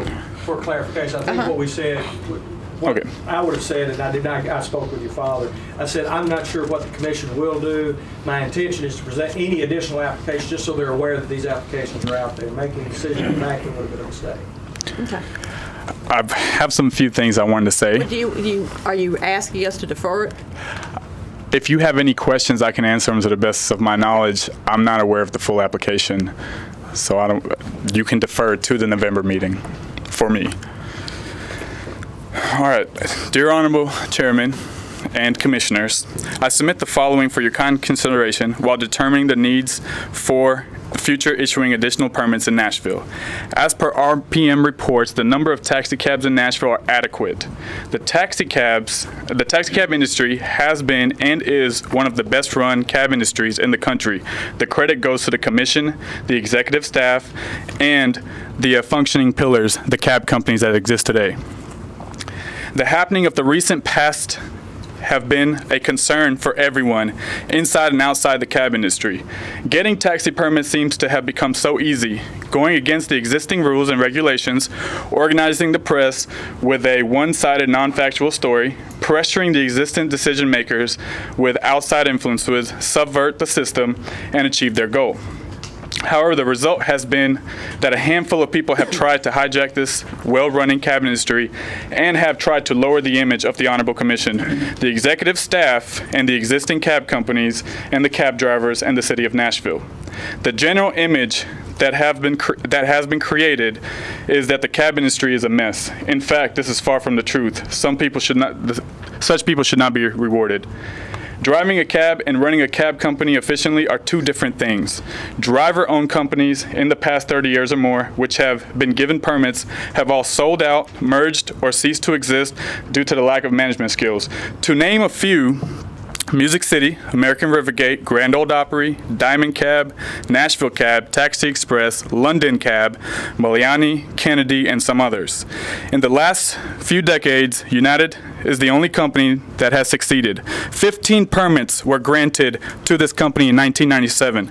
The company has 70 now. It is the only successful creation of this honorable commission. There are drivers from several communities that work in our cab industry, like the Somalians, Ethiopians, Nigerians, Kurdish, Iraqi, Indians, Pakistanis, Caucasian, and African Americans, and many others. The current situation of permits requested by and conditionally given to a particular ethnic community on communal lines has not gone down well with other communities. Most communities are looking forward to use this same method to get their own ethnic-based cab company. This will set a dangerous trend and destroy the peaceful functioning cab industry. The request is, issuing of permits is a prerogative for the Honorable Commission. It is requested that the permits should not be given to an ethnic community on basis. However, if they are issued, then they should be issued on merit, experience, and management skills. If permits are issued, the permit holder should not be allowed to organize his fleet from within the existing fleet. It should be mandatory to bring in additional vehicles from outside the existing fleet, and the company should have its own functioning dispatch.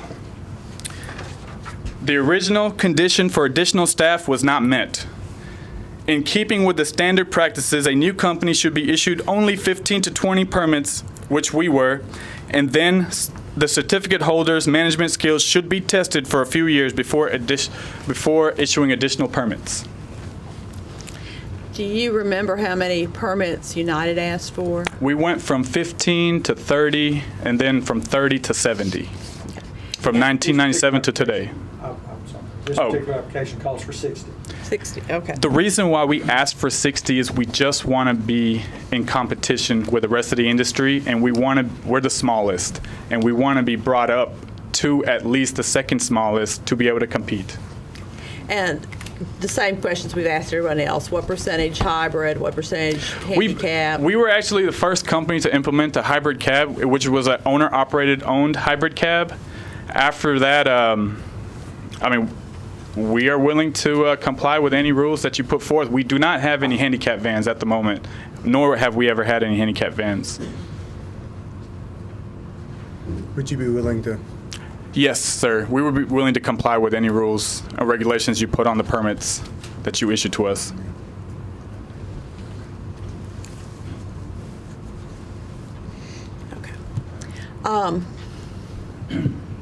Any other questions, Commissioners? Okay. Thank you. Thank you for your time.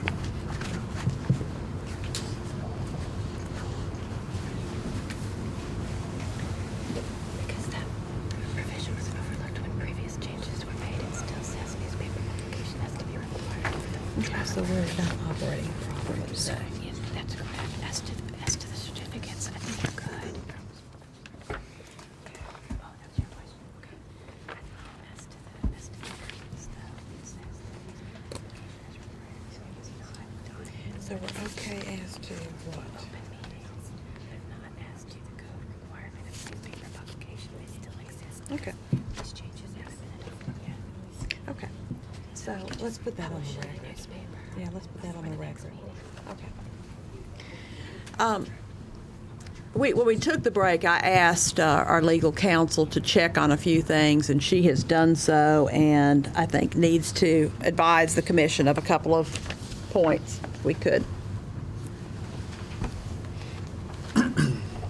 One of the other matters on today's agenda that was also set for public hearing and that was deferred today were the recommended changes to the taxi cab ordinance, which included a change to publication requirements for requests for additional permits, highlighting the fact that that change was not previously made and that the newspaper publication requirement still exists. I have just learned that as to this meeting, there was not newspaper and publication of the request, that requests for additional permits would be heard. There was website notice, but not newspaper publication. And it was put on the notice. agenda, but we didn't publish Right. in the newspaper, Right. which is still a requirement in our rules. It's one of the rules I think we're trying to change. Yes, Is that exactly. correct? And so, council, how do we resolve this? Can we still continue to receive the information today and defer and then publish and hear other people next time, or do we need to stop where we are? I think that you could do it that way. I think before any vote is taken on additional permits, it would be best to meet the newspaper publication requirements. So that might mean a delay until the next meeting. And do we need to do a motion to that effect? Yeah, so anyone want to, I guess what we would be moving to do is to comply with our own requirements and issue the newspaper notice. And I'm sorry that we've had this breakdown. Apparently, as you know, we've changed directors and we've had a lot of things moving on our agendas. And we had last meeting not a quorum, so we've had some problems. When would we defer the new meeting? Well, I think we could either defer it to our next meeting, or how much notice do we have to give? You could have a specially called meeting, so that's But how possible as soon well. could we have one? From an open meetings perspective, there's no fixed amount of time. I think your own rules generally say 15 days, but I think that is also at the discretion. Okay, so we would have the option of trying to find a date where we could have, but it would have to be at least 15 days out. Well, I mean, I think that's that's changeable at discretion. For open meetings purposes, there's not the statute just says adequate notice, which can be justifiable under the circumstances. Usually when you do have, I think most boards and commissions probably use 7 to 10 days. Okay. Roughly speaking. Let's look, commissioners, do you all have your calendars with you? Yes. Let's see how fast we could get back. Or if we've got to put, what's the date of our next August meeting? 23. 23, okay.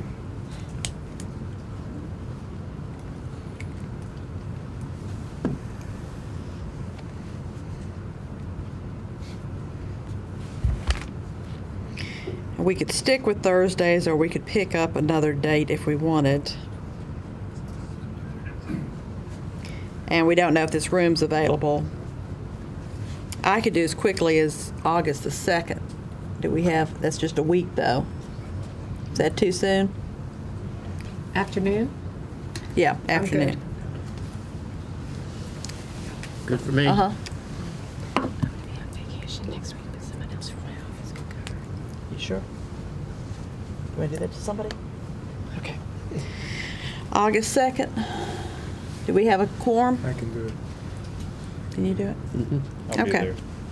All right, then let's go to August 2nd, and we could, since we've heard most of this, maybe start at 2. That would be the only item on the agenda. That would be the only item on the agenda. Would you tell us what you intend to do and what you intend to prevent? We're going to get there. We're going to get there. Just give us a minute. We're trying to figure it out. Thursday, August 2nd at 2 p.m. 2 p.m.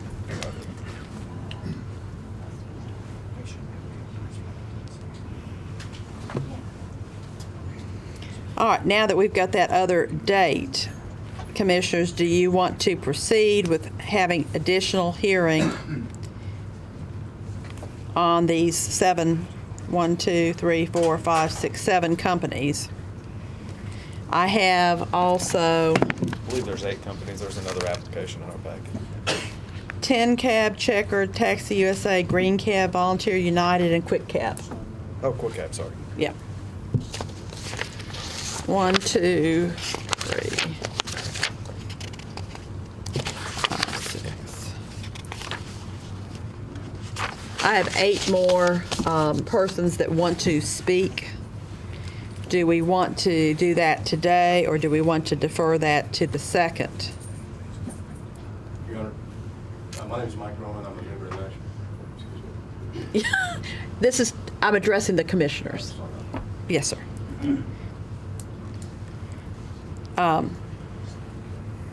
What's the commission's pleasure?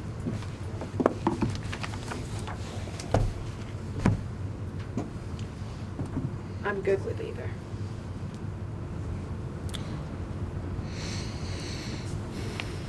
Would it be more helpful, this is just me thinking out loud, would it be more helpful for them to speak on the same day that We're gonna make the deliberating decision? permits? Right. I think that makes sense. Okay. If there's, let's do it this way. If there's anyone who's asked to speak and filled out one of these forms that is not going to be able to come on August the 2nd, is there anyone that can't come back next Thursday? All right, so who are you? My name is Haji Abdullah. Okay, let me find your form.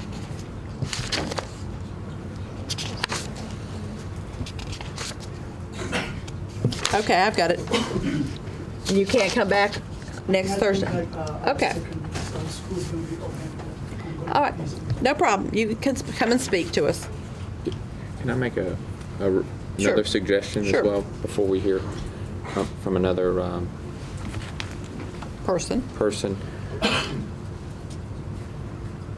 We've got 7 applications before us today, and I know we as a commission were considering what to do about our regularly scheduled meeting in November that we normally have by custom, not for any other reason. Does it make sense to not have a special meeting on August 2nd, but actually select one of our regularly scheduled hearing, commission meeting dates to complete this hearing and make the decision with regard to the additional permits then. That would give the commission time to comply with the newspaper publication notice, make sure that everyone that needs notice of the hearing has it, and complete the hearing at that time.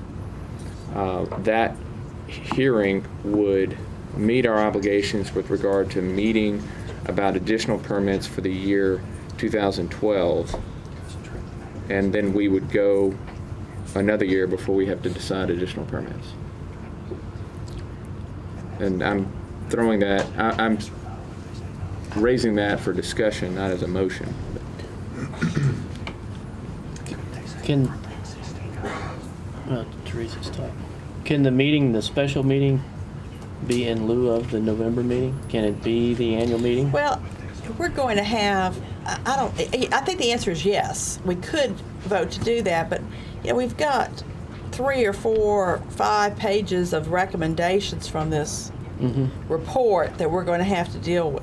When we deal with it, would make sense to have our annual CAB meeting and deal with that. And we may want to deal with it sooner than November. I don't disagree with that. What we might want to do is keep November as the regular monthly meeting, but just have this year's, because this year we've had this comprehensive report that we're not likely to do. But I would think we need a little bit of time to digest what this commission needs to do under that report and what we need to recommend for the Metro Council to do under that report. And so we're really we're mixing 2 issues, because the issue that we're talking about for the special meeting is the permits only. What do we do about 88 more permits? The rest of it is what do we do about the regulating the taxi cab industry as a whole in light of this report, and which of these recommendations do we agree with or disagree with or think would be helpful to the industry? Does everyone see it that way? I mean, we're kind of got 2. Now, you may think, and you commissioners may believe that the 2 are interrelated enough that we need to deal with it all at once. I don't know.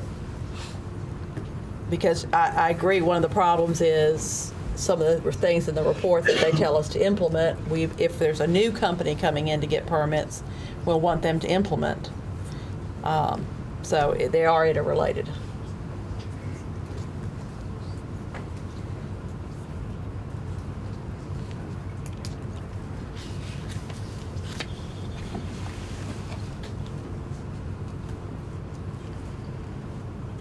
I think that they are definitely interrelated. We've got, a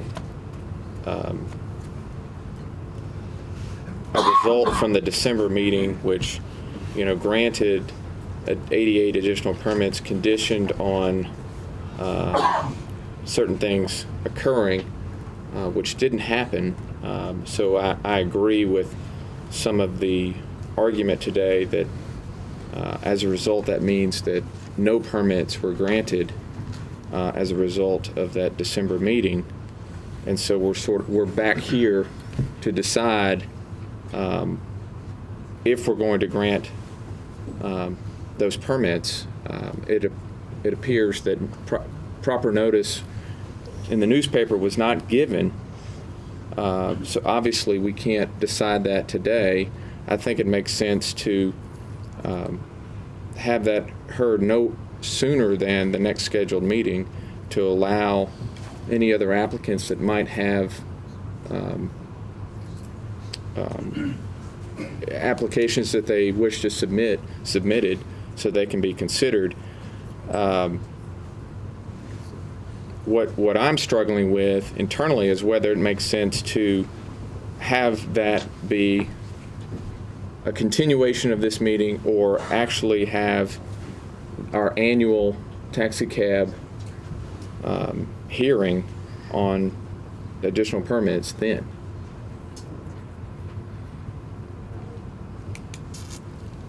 Well, I think we're all struggling with you. Well, I will say that I agree with Commissioner Hernandez in that I don't believe we're any longer bound to any number of permits, that we're basically starting back at ground zero because that condition was not met. Doesn't mean that those companies aren't still in line to get permits, et cetera, but I'm just saying that I don't think we're bound by that number. And I don't think we should sit here and go, okay, how can we split out 88? I mean, I think it's become a new year and a new issue. So we've had an open meeting, we've had notice, we've heard from some companies, and quite frankly, Mr. Lee and I think one other person had problems of not having notice. I think it was Mr. Mann, weren't sure that they were going to be talking today. So I don't want to hear everybody all over again, but I want to be sure that everyone has had an opportunity to say whatever they have to say, because this is going to be a very large, or much larger, it appears, number of permits than we typically just trickle out a few, and this is a bigger bunch because we do hopefully have a new and wonderful thing coming to our city. So I think we do need to deal with it carefully. If you want to pass all of this and have an open meeting on taxi cabs in August and try to do it comprehensively in August, Mr. Fields, do we have much on the August agenda right We now? have 3 or 4 items. Probably one that will take a little while from witness standpoint, but the others so far are just routine. So our options are basically if we want to try and just finish up this part of it at a special meeting, or if we want to try and do it comprehensively at our next regular meeting. I think that's kind of where we're at. And we know we have a notice problem for today, so we don't need to act today. Is that pretty much summarize it? All right. Then now that we have clarified our situation, is there a motion one of the commissioners wants to make regarding how we will proceed? I'd like to make a motion. I would like to adjourn the hearing that we're having today with respect to this topic. And I would move that we have our annual additional taxi cab certificate permit hearing at our regularly scheduled meeting on August 23rd, 2012, at its regularly scheduled time, so that proper publication can be made to the community. So any persons out there that wish to make additional applications for additional permits may. Additionally, I would move that the applications of Checker, Taxi USA, Green Cab, and Volunteer be deemed applicable to the August 23rd, 2012 hearing. I know there was an issue raised as to whether or not we should consider those applications. I want to make that clear, that I'm moving that we consider those applications to be proper for the 2012 annual meeting. You better stop. That's the longest one I've had in 5 years. All right, I'll have another motion then after that. Oh, no. I don't mean to cut you off. Go ahead. Is there a second to that motion? I second it. Are all in favor? Aye. All right. Now, what else do you have, Mr. Henry? That motion passes.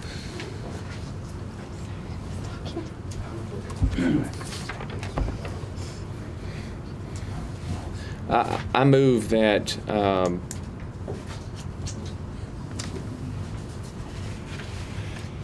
at the December 20th, 2011 Transportation Licensing Commission meeting, Commissioner Turner moved to approve applications for new taxi cab company certificates for Checker Cab for 6, Taxi USA for 6, and certificates for Volunteer and Green Cab for a total of 76 permits upon certain conditions. Those conditions were not met, and I would move the commission to clarify, because again, today there's been argument as to how to interpret that vote, that we move to make clear that those conditions were not met, and therefore no additional permits were granted as to the 2011 annual taxi cab, additional taxi cab certificate and permit hearing. Okay, is there a second to that motion? Second. All in favor? Aye. All opposed? That motion carries. All right, sir. Now, we've already had a motion to close this hearing, but I had told you you could speak briefly, so we will consider. My name is Shaba, and I work for ULOCAP for a long time. And this new permit, as we're speaking at this moment, this town do not need any extra permit because the market is saturated already. There's no business. But in the future, when the new convention comes up, we might need a permit. In my opinion, the only companies that deserve a new permit will be 10 cab and volunteer, because those are the drivers. They work day in, day out. They've been doing this a long time. They have experience and they can handle. And also, I want to make clarification, Green Cab, my understanding, it's owned by the same company with the checker. And that needs to be investigated. And also, checker, they mentioned that they want to make a hybrid cars. Why they cannot make hybrid cars, the one that they have right now, and make improvement? And in the future, if they prove that, they can bring the hybrid in the market so they can ask increase for a new permit. And my second point is that there's a lot of drivers actually who suffer because of mismanagement and abuse from Allied Company. Allied Cab Company, they are taking the drivers from no warning, from the radio, from the equipment, with drivers who didn't do anything wrong. The last 3 months, we have counted almost 26 drivers. They've been confiscated their equipment from Allied for no reason. So the drivers needed rights. There's no protection for the drivers right now. Checker Company, they are doing the same thing. Without making a mistake, if they don't like you, they'll just take the numbers. There's guys who have 7 children, 8 children, wife doesn't work. They come to work in the morning, next things they know, they basically don't have a job. And nobody's talking about that. So everybody's asking increased numbers, new permits. My understanding is that this needs to be pay more attention for those drivers who actually suffer under management of Allied and the Checker Cab Company. If you look at the other cab companies, Yellow, they never took any drivers from their number. Music City, the same thing. I don't know anything about United. So those things happening to, the guys who work who contribute in this city, who actually basically protecting the image and service for this industry day in, day out. And still, they've been treated and they've been abused by Allied Cab Company and Checker Cab Company. And those guys, they just don't know their rights. They don't know who to complain. They don't know where to go. It's just like basically, you don't like it, basically do whatever you want to do. Because I have power, I have money, you have nothing. So please, I want you to think that in the future, if you can assemble some type of law that protects these drivers that enduring impossible abuse from these cab companies. Thank you. Thank you.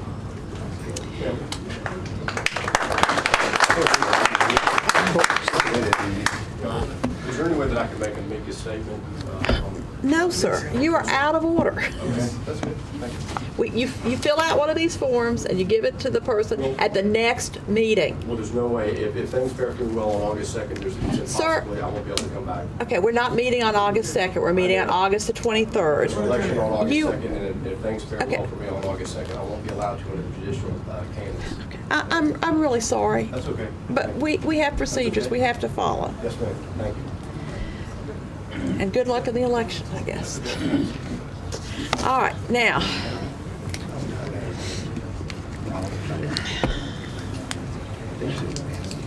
We are through with the proposed, we're through with the additional taxi cab certificates. Have we had the proposed public hearing on the taxi cab ordinance, or are we deferring that as well?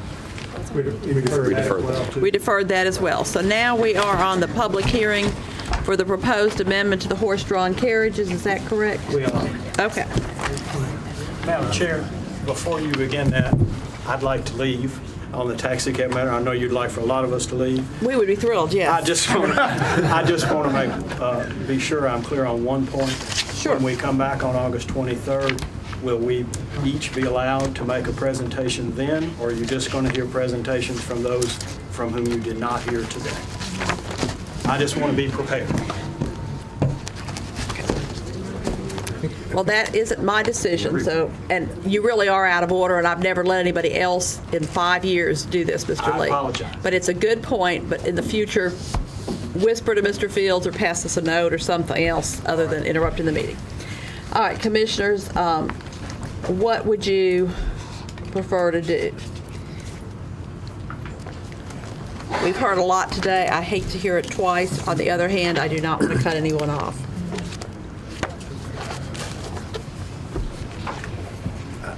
I think if we gave everybody 3 to 5 minutes, not necessarily represent their companies, but just to come up so that we can ask questions, they can tell us briefly what they want. And if they want to come in with handouts, et cetera, or send them to us ahead of time, that'd be fabulous. Gives us an opportunity to look at them ahead of time. But I think we've heard from all the companies as to who they are, what they want to do, what they're willing to do.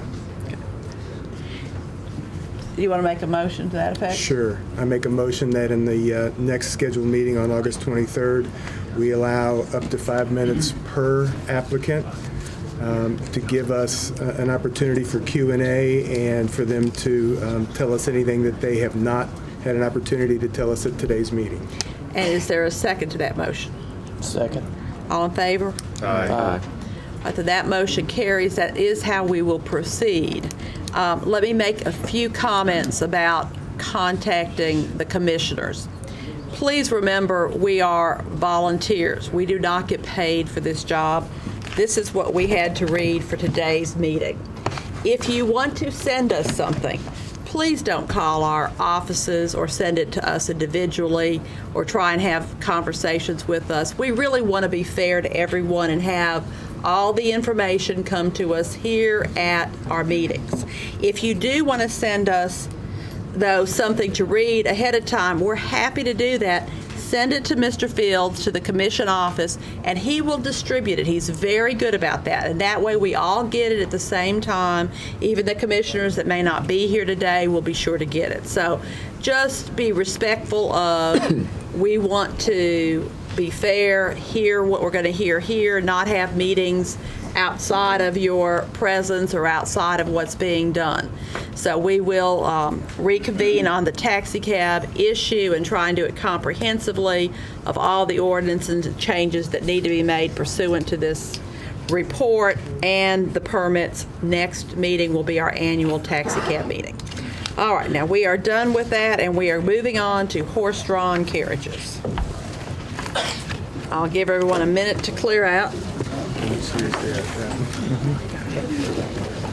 All right, these are all Yeah, late the day before. I keep getting texts from downtown Nashville. They're pissed. Something about great events downtown this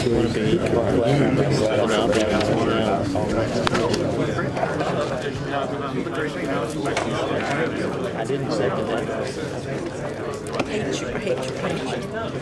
Being Irish, I won't be having any fun at all. My husband and daughter went to Ireland. They just can't stop talking about it. Have you ever been? No. They said it was wonderful. That's what I'm counting. They had a great time. All right, I'm looking for my... I'm out of town.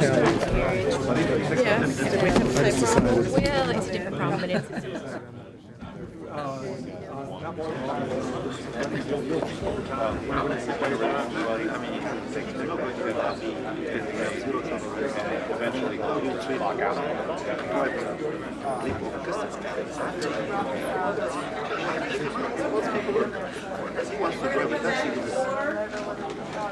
And I am advised by our legal counsel that we had another notice problem on the horse-drawn carriage rules. I don't know how to waive that. Is every horse-drawn carriage owner here? Nope. Yes? We do have a police officer here who would like to speak to the issue of temperatures on the streets. Okay. Well, here's what we've been told. We can hear from you today, but we cannot deliberate and vote because of the notice. It was, explain it again, Teresa. Well, I pulled a copy of the agenda off of the link on the Metro Calendar website, and it may have been, do we have our own website too? We do. Okay, it may have been correct on our website and not correct on the Metro Calendar, in which case that's probably adequate, actually. So it may not be an issue. Can we check? Do you want to? I've got an iPad right here. We can check. I can ask the question. Lisa, do we post for the new, did we put the new one up on the website? Okay.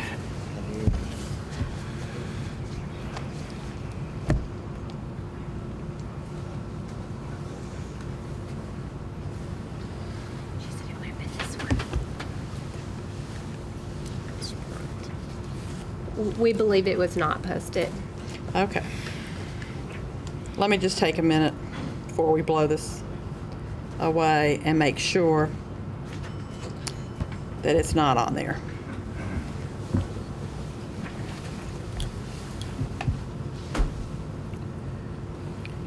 It says agenda.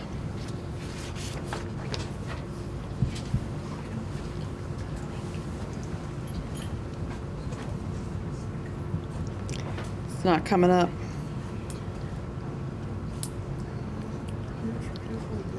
Here we go. You said Wes Luke was going to email us. No, I do not have the public hearing on here. I've got item, hold on, where's my agenda now?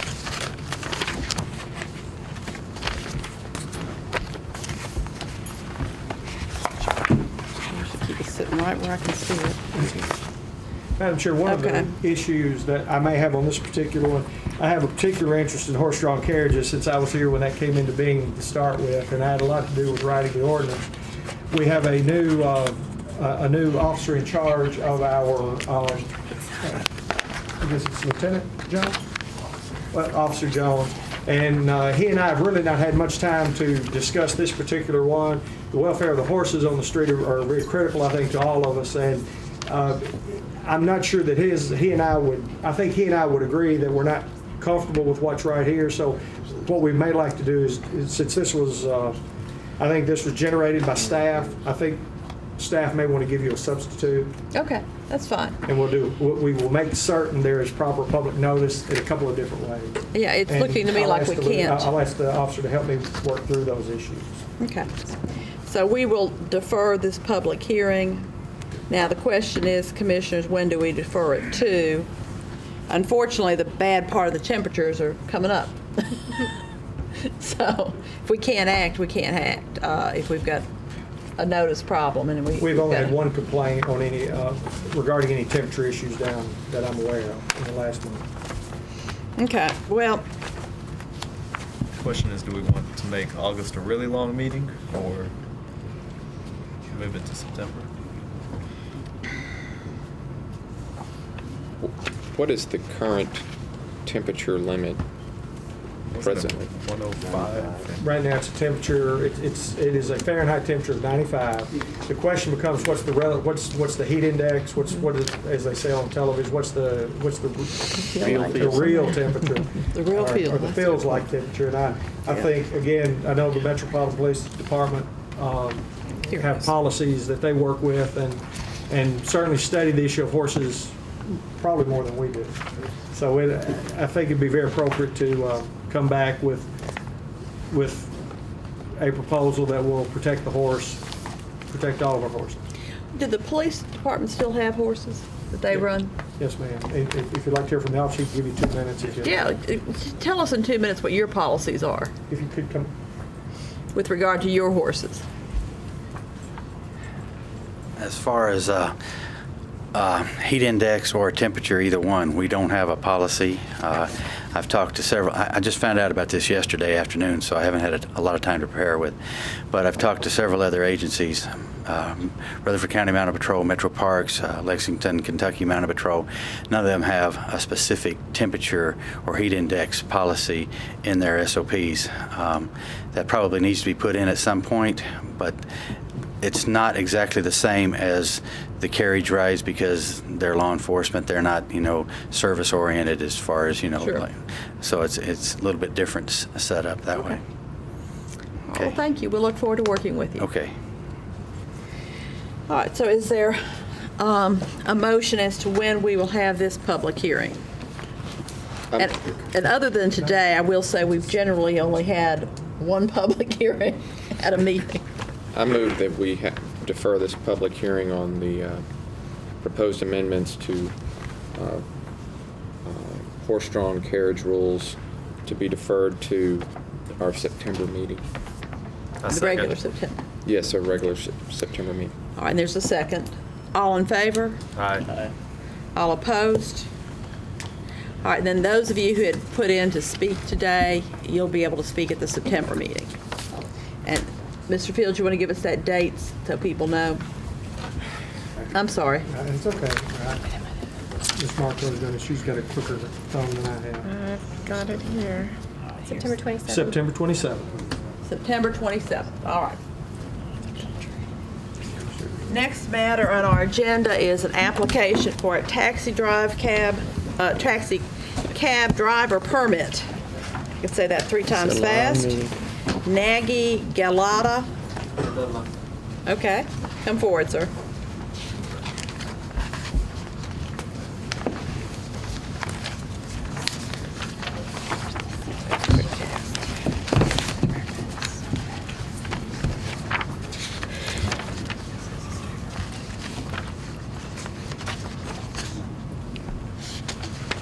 All right, Mr. Fields, you want to tell us about why this permit needs to be before us? Mr. Gadala applied for a permit back in April. When his record came back, he has several felony, he has a felony conviction and additional charges here. Anytime there are those sort of things on a application, we typically defer to the commission for its recommendation. Mr. Question, prior to his leaving, recommended disapproval.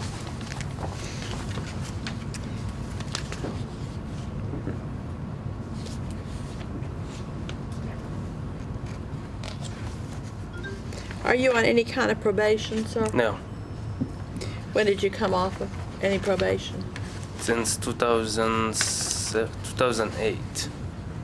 I had 1 year probation, that's all. And how long did you serve on the felony?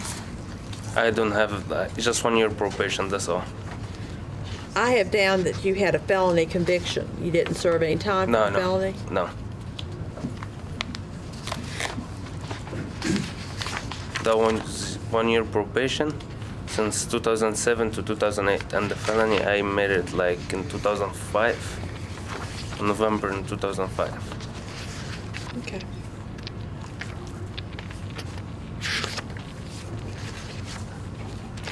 And you're here to vouch for him? Marvin Sutton, assistant manager, Yellow Cab. And you want to hire this man? We're willing to give him a chance, yes, ma'am. Have they ever worked before in the industry?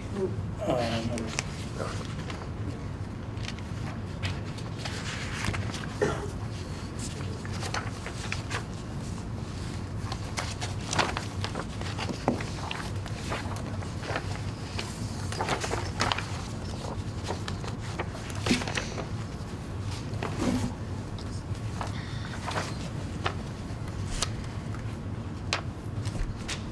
Commissioners, you have any other questions?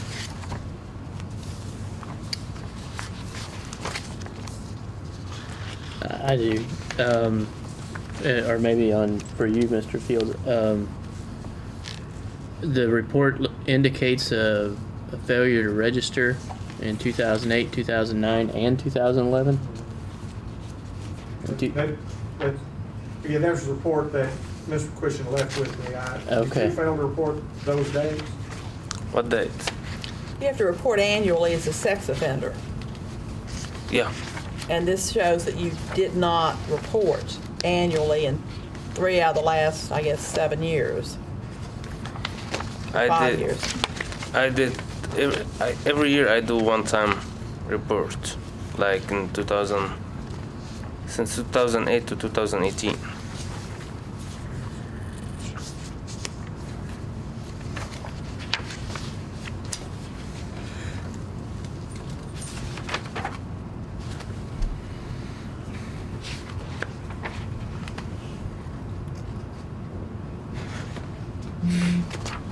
Madam Chair, if I may, on November the 1st, 2011, were you charged with failing to register, or did you register? In 2011? And do you recall registering on, in other words, when was the last time you registered? When was the last time you registered? Yes, speeding.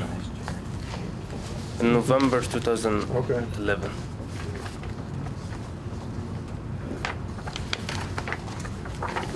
These aren't failure to register. Yeah, They're registered. That's what, as I'm looking at it, I don't think it is. It's not a Make sure failure? he didn't. No. I think what he's, just for clarification, here's what I think, now that I've had some time to review it.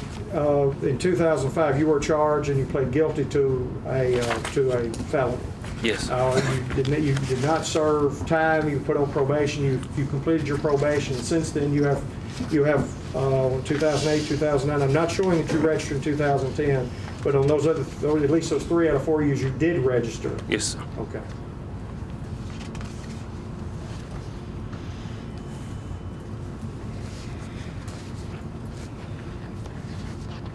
Again, in normal circumstances, historically speaking, if he was convicted then, normally what would happen, and it's been a while since I've had Yellow Cab come in front where I was in a meeting, is we would ask the company to come in and basically vouch. We would look back at those records in the meantime to determine if there'd been any other charges. There have not been.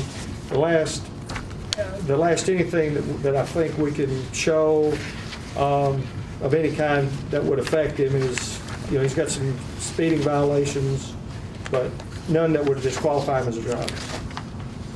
No insurance. Well, but if he works for Yellow Cab, that'll be taken care of.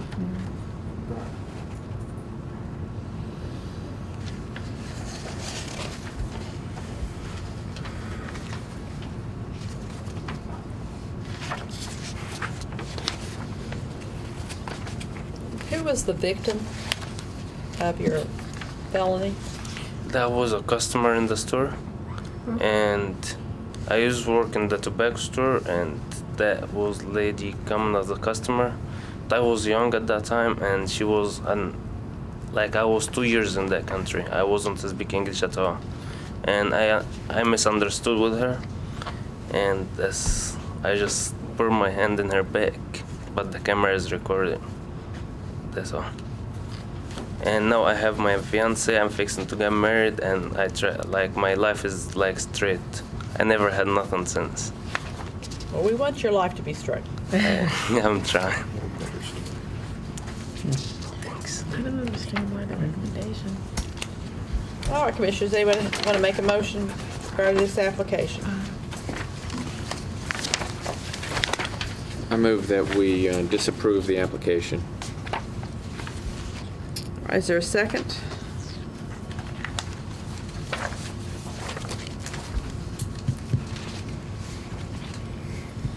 All right, is there an opposing motion? Or a different motion?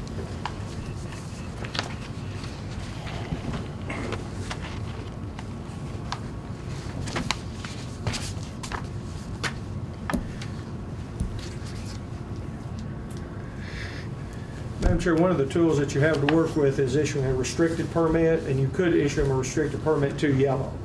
And as long as he was working for Yellow and under the direct supervision of Mr. Sutton, he would be able to drive. If he were to leave or any alterations to his permit, he'd have to come back in front of you to make another request. I understand.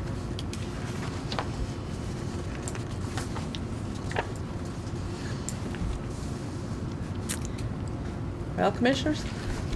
It's a tough one. Sexual battery is a very difficult thing for us to look at when we're charged with customer care and service and putting you in a cab with somebody and saying it's all going to be okay. I understand, but I was 20 years old and I wasn't speak English, and I was just came to the country like 2 years, and I made mistake, and I know this, and I already pay for it. I really pay for it hard. I really can't do nothing else, because I really pay for it really bad.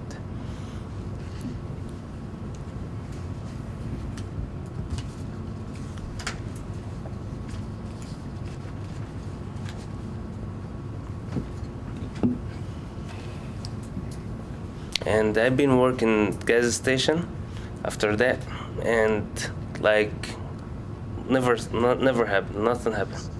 Like since 2006, I was working like nothing. I'm really good with the customer service too.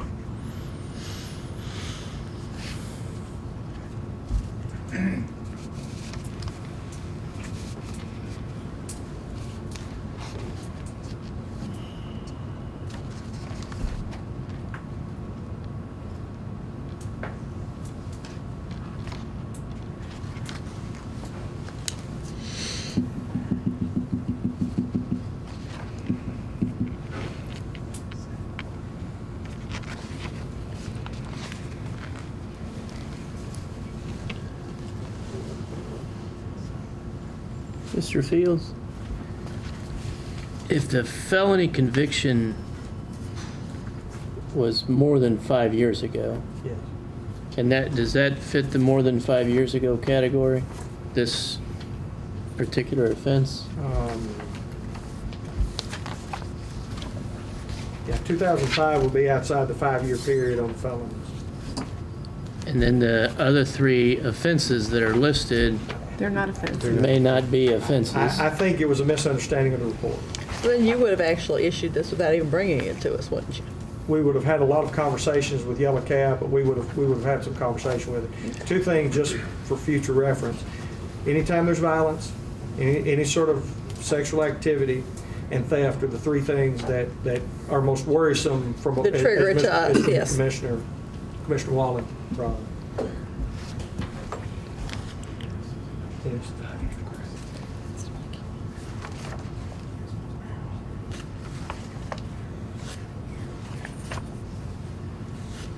We're struggling. We're going to get there.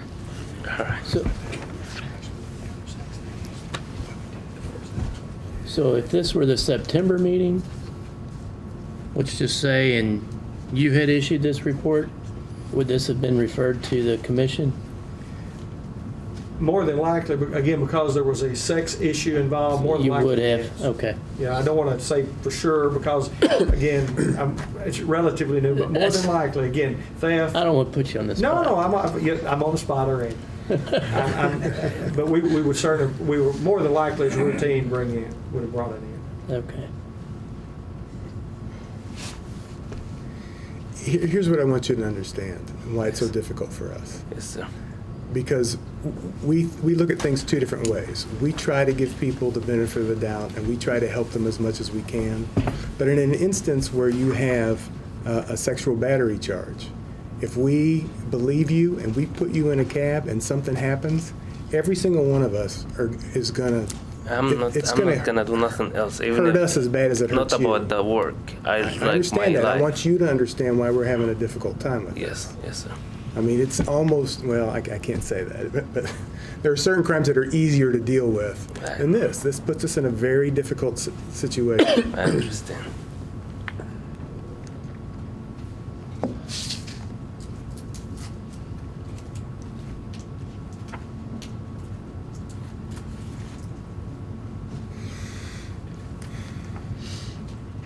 Unfortunately, I would like to move disapproval. Okay, is there someone going to second that? Second. Now we have a second. All right. All in favor?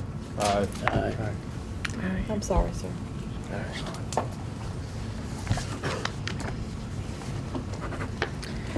All right. Derek Berry. Mr. Berry. I know. All right. Mr. Fields, tell us about this one.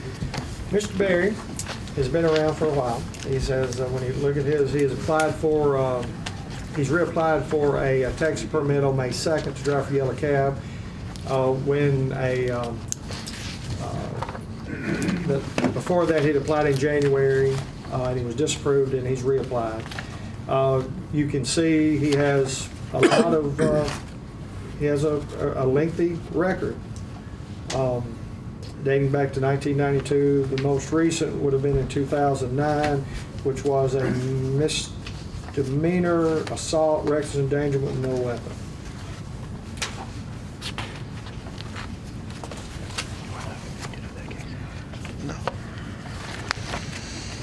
Additional question prior to his departure, recommended discipline.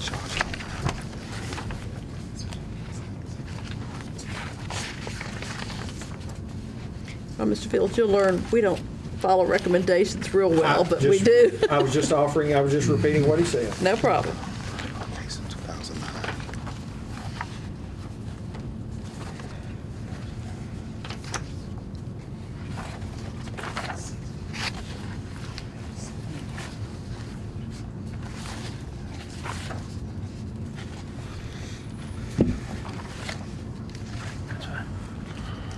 All right, Mr. Berry, what do you have to say about this? Members of the commission, can I speak first? I'm Ed Swing, and I'm an attorney here. I represent Mr. Berry. Okay. He's been before the commission before, and he's hired my office to be here with him today. Perhaps there may be some questions I can answer as it relates to his background in the criminal charge. I've practiced for 25 years here, especially criminal defense work. And my understanding, first of all, Mr. Berry has said that he is not aware of the 2009. Actually, would have been charged in 2008. It's case 2008 A749, and it was concluded on October the 7th, 2009. It says he pled guilty to misdemeanor charge, assault with reckless endangerment with no weapon. I mean, this is a TBI report. Well, let me just say this. Mr. Berry's denying that. He said that's absolutely not him. In fact, his recollection is the board denied him for a 1998 charge of domestic violence involving his wife. That was the only charge that was brought to the board's attention when he was here before. Certainly with that docket number, we could easily find out who that is, whether or not that is Mr. Berry or not.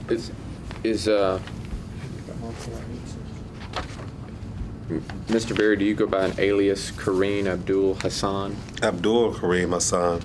Yes, but last time I've been arrested was in 2006 on a DUI, but they broke that down to reckless endangerment, and I kept my driving license. But 2009, I swear I have not caught assault charge in 2009. I have not been arrested since 2006 last time, which is 6 years ago. Do you have any recollection of entering a guilty plea and receiving a disposition of 11 months, 29 days, a fine of $350 with costs of $627, but then having the sentence suspended?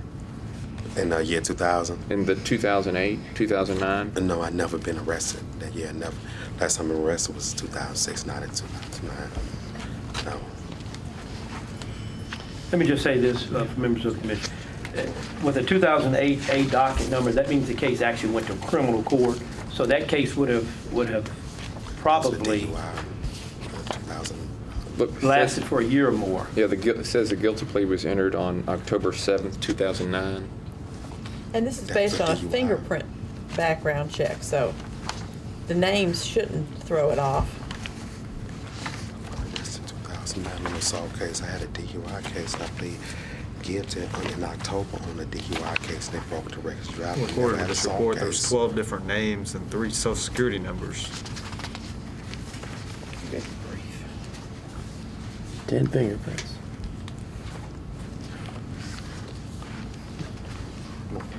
It was a fingerprint check, right? Right, it was a fingerprint check. Well, I can only go on what he's advised me. I will certainly check into that though after we leave here. I will share this with you. Sure. But even if that's the case, members of the commission, he would like to proceed on his application. I know that would probably cause some concern from members of the commission. I would say, however, if it's kind of hard to argue against something that he's not aware of, and I came prepared to talk about the domestic assault involving his wife, who he's still married to. That's something that occurred about 11 years ago. Well, we've got an 05 domestic assault, and we've got 98 domestic violence. Domestic assault was dismissed in 2005. See, my wife is paranoid schizophrenia, and we was arguing, and like, you be in each other's face, say the truth of the matter, and so like, you know, like somebody like spit like you in each other's face arguing. She called the police and said I did this, and one time she was in an incident, said some guys down the street pulled out a gun on her, and they were friends of my cousin. I asked them guys, they said no. Okay, right now my wife is an outpatient mental health co-op, you know, like I said, paranoid schizophrenia, major depression. So, you know, she did that when she went on the medicine, but now she's been cursing, taking up medicine now for 4 years.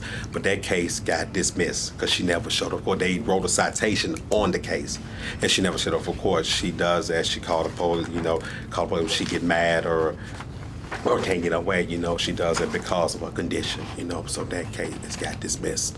And right now we still together, and Well, I hope she gets better. yeah, she's getting better. Like I said, this has been like 4 years now. She's been taking her medicine, you know. But like I said, that case, that guy got dismissed because I didn't assault her. Seriously, I didn't assault her. Is Yellow Cab here? Yellow Cab is here. You've agreed to... Yeah, from what I've been listening to, I've agreed to let him drive our company with maybe some restrictions. It could, if we act on it, he has to reapply, but if we defer it until next time, if he and his counsel come back and have Dig up this. I will. dig up 2009. I'll take a look at that. That's your best chance right now. Yeah, that's new information to me, and And you I need would to hope look that at this, Mr. because this Berry. is as long as it gets. I mean, this is a long list. Oh, I understand. I move deferral Is there a second? to the August meeting. Right. August. Well, what date would that be? 23rd. 23rd. 23rd. Second. Thank you All very in much for favor? that. And, Aye. Okay, that motion passes. Thank you. thank you very much. And, Good job, Council. All right, the next item on our agenda is a record driver permit for Dale Eller. Is Mr. Eller here? Mr. Eller, is there a motion to dismiss that application? I moved it. Sorry. Go ahead. I moved to disapprove. Second. All in favor? All right, the next is an application for Clarence Knight. Mr. Knight? Is there a motion to disapprove? So moved. Second. All in favor? Aye. All right, the next under other business, we have lost our director, and Mr. Fields has been gracious enough to step into a position that he previously escaped from. And we need, as a commission, to appoint him at least on an interim basis. So moved. Is there a second? Second. All in favor? Aye. All right, Mr. Fields, you're stuck with us. For better or for worse. Thank you for taking us on. Good luck. All right, anybody have my favorite? Anyone have my favorite motion for the day? Motion adjourned. Second. All in favor? Aye. We are adjourned. Aye, aye, aye.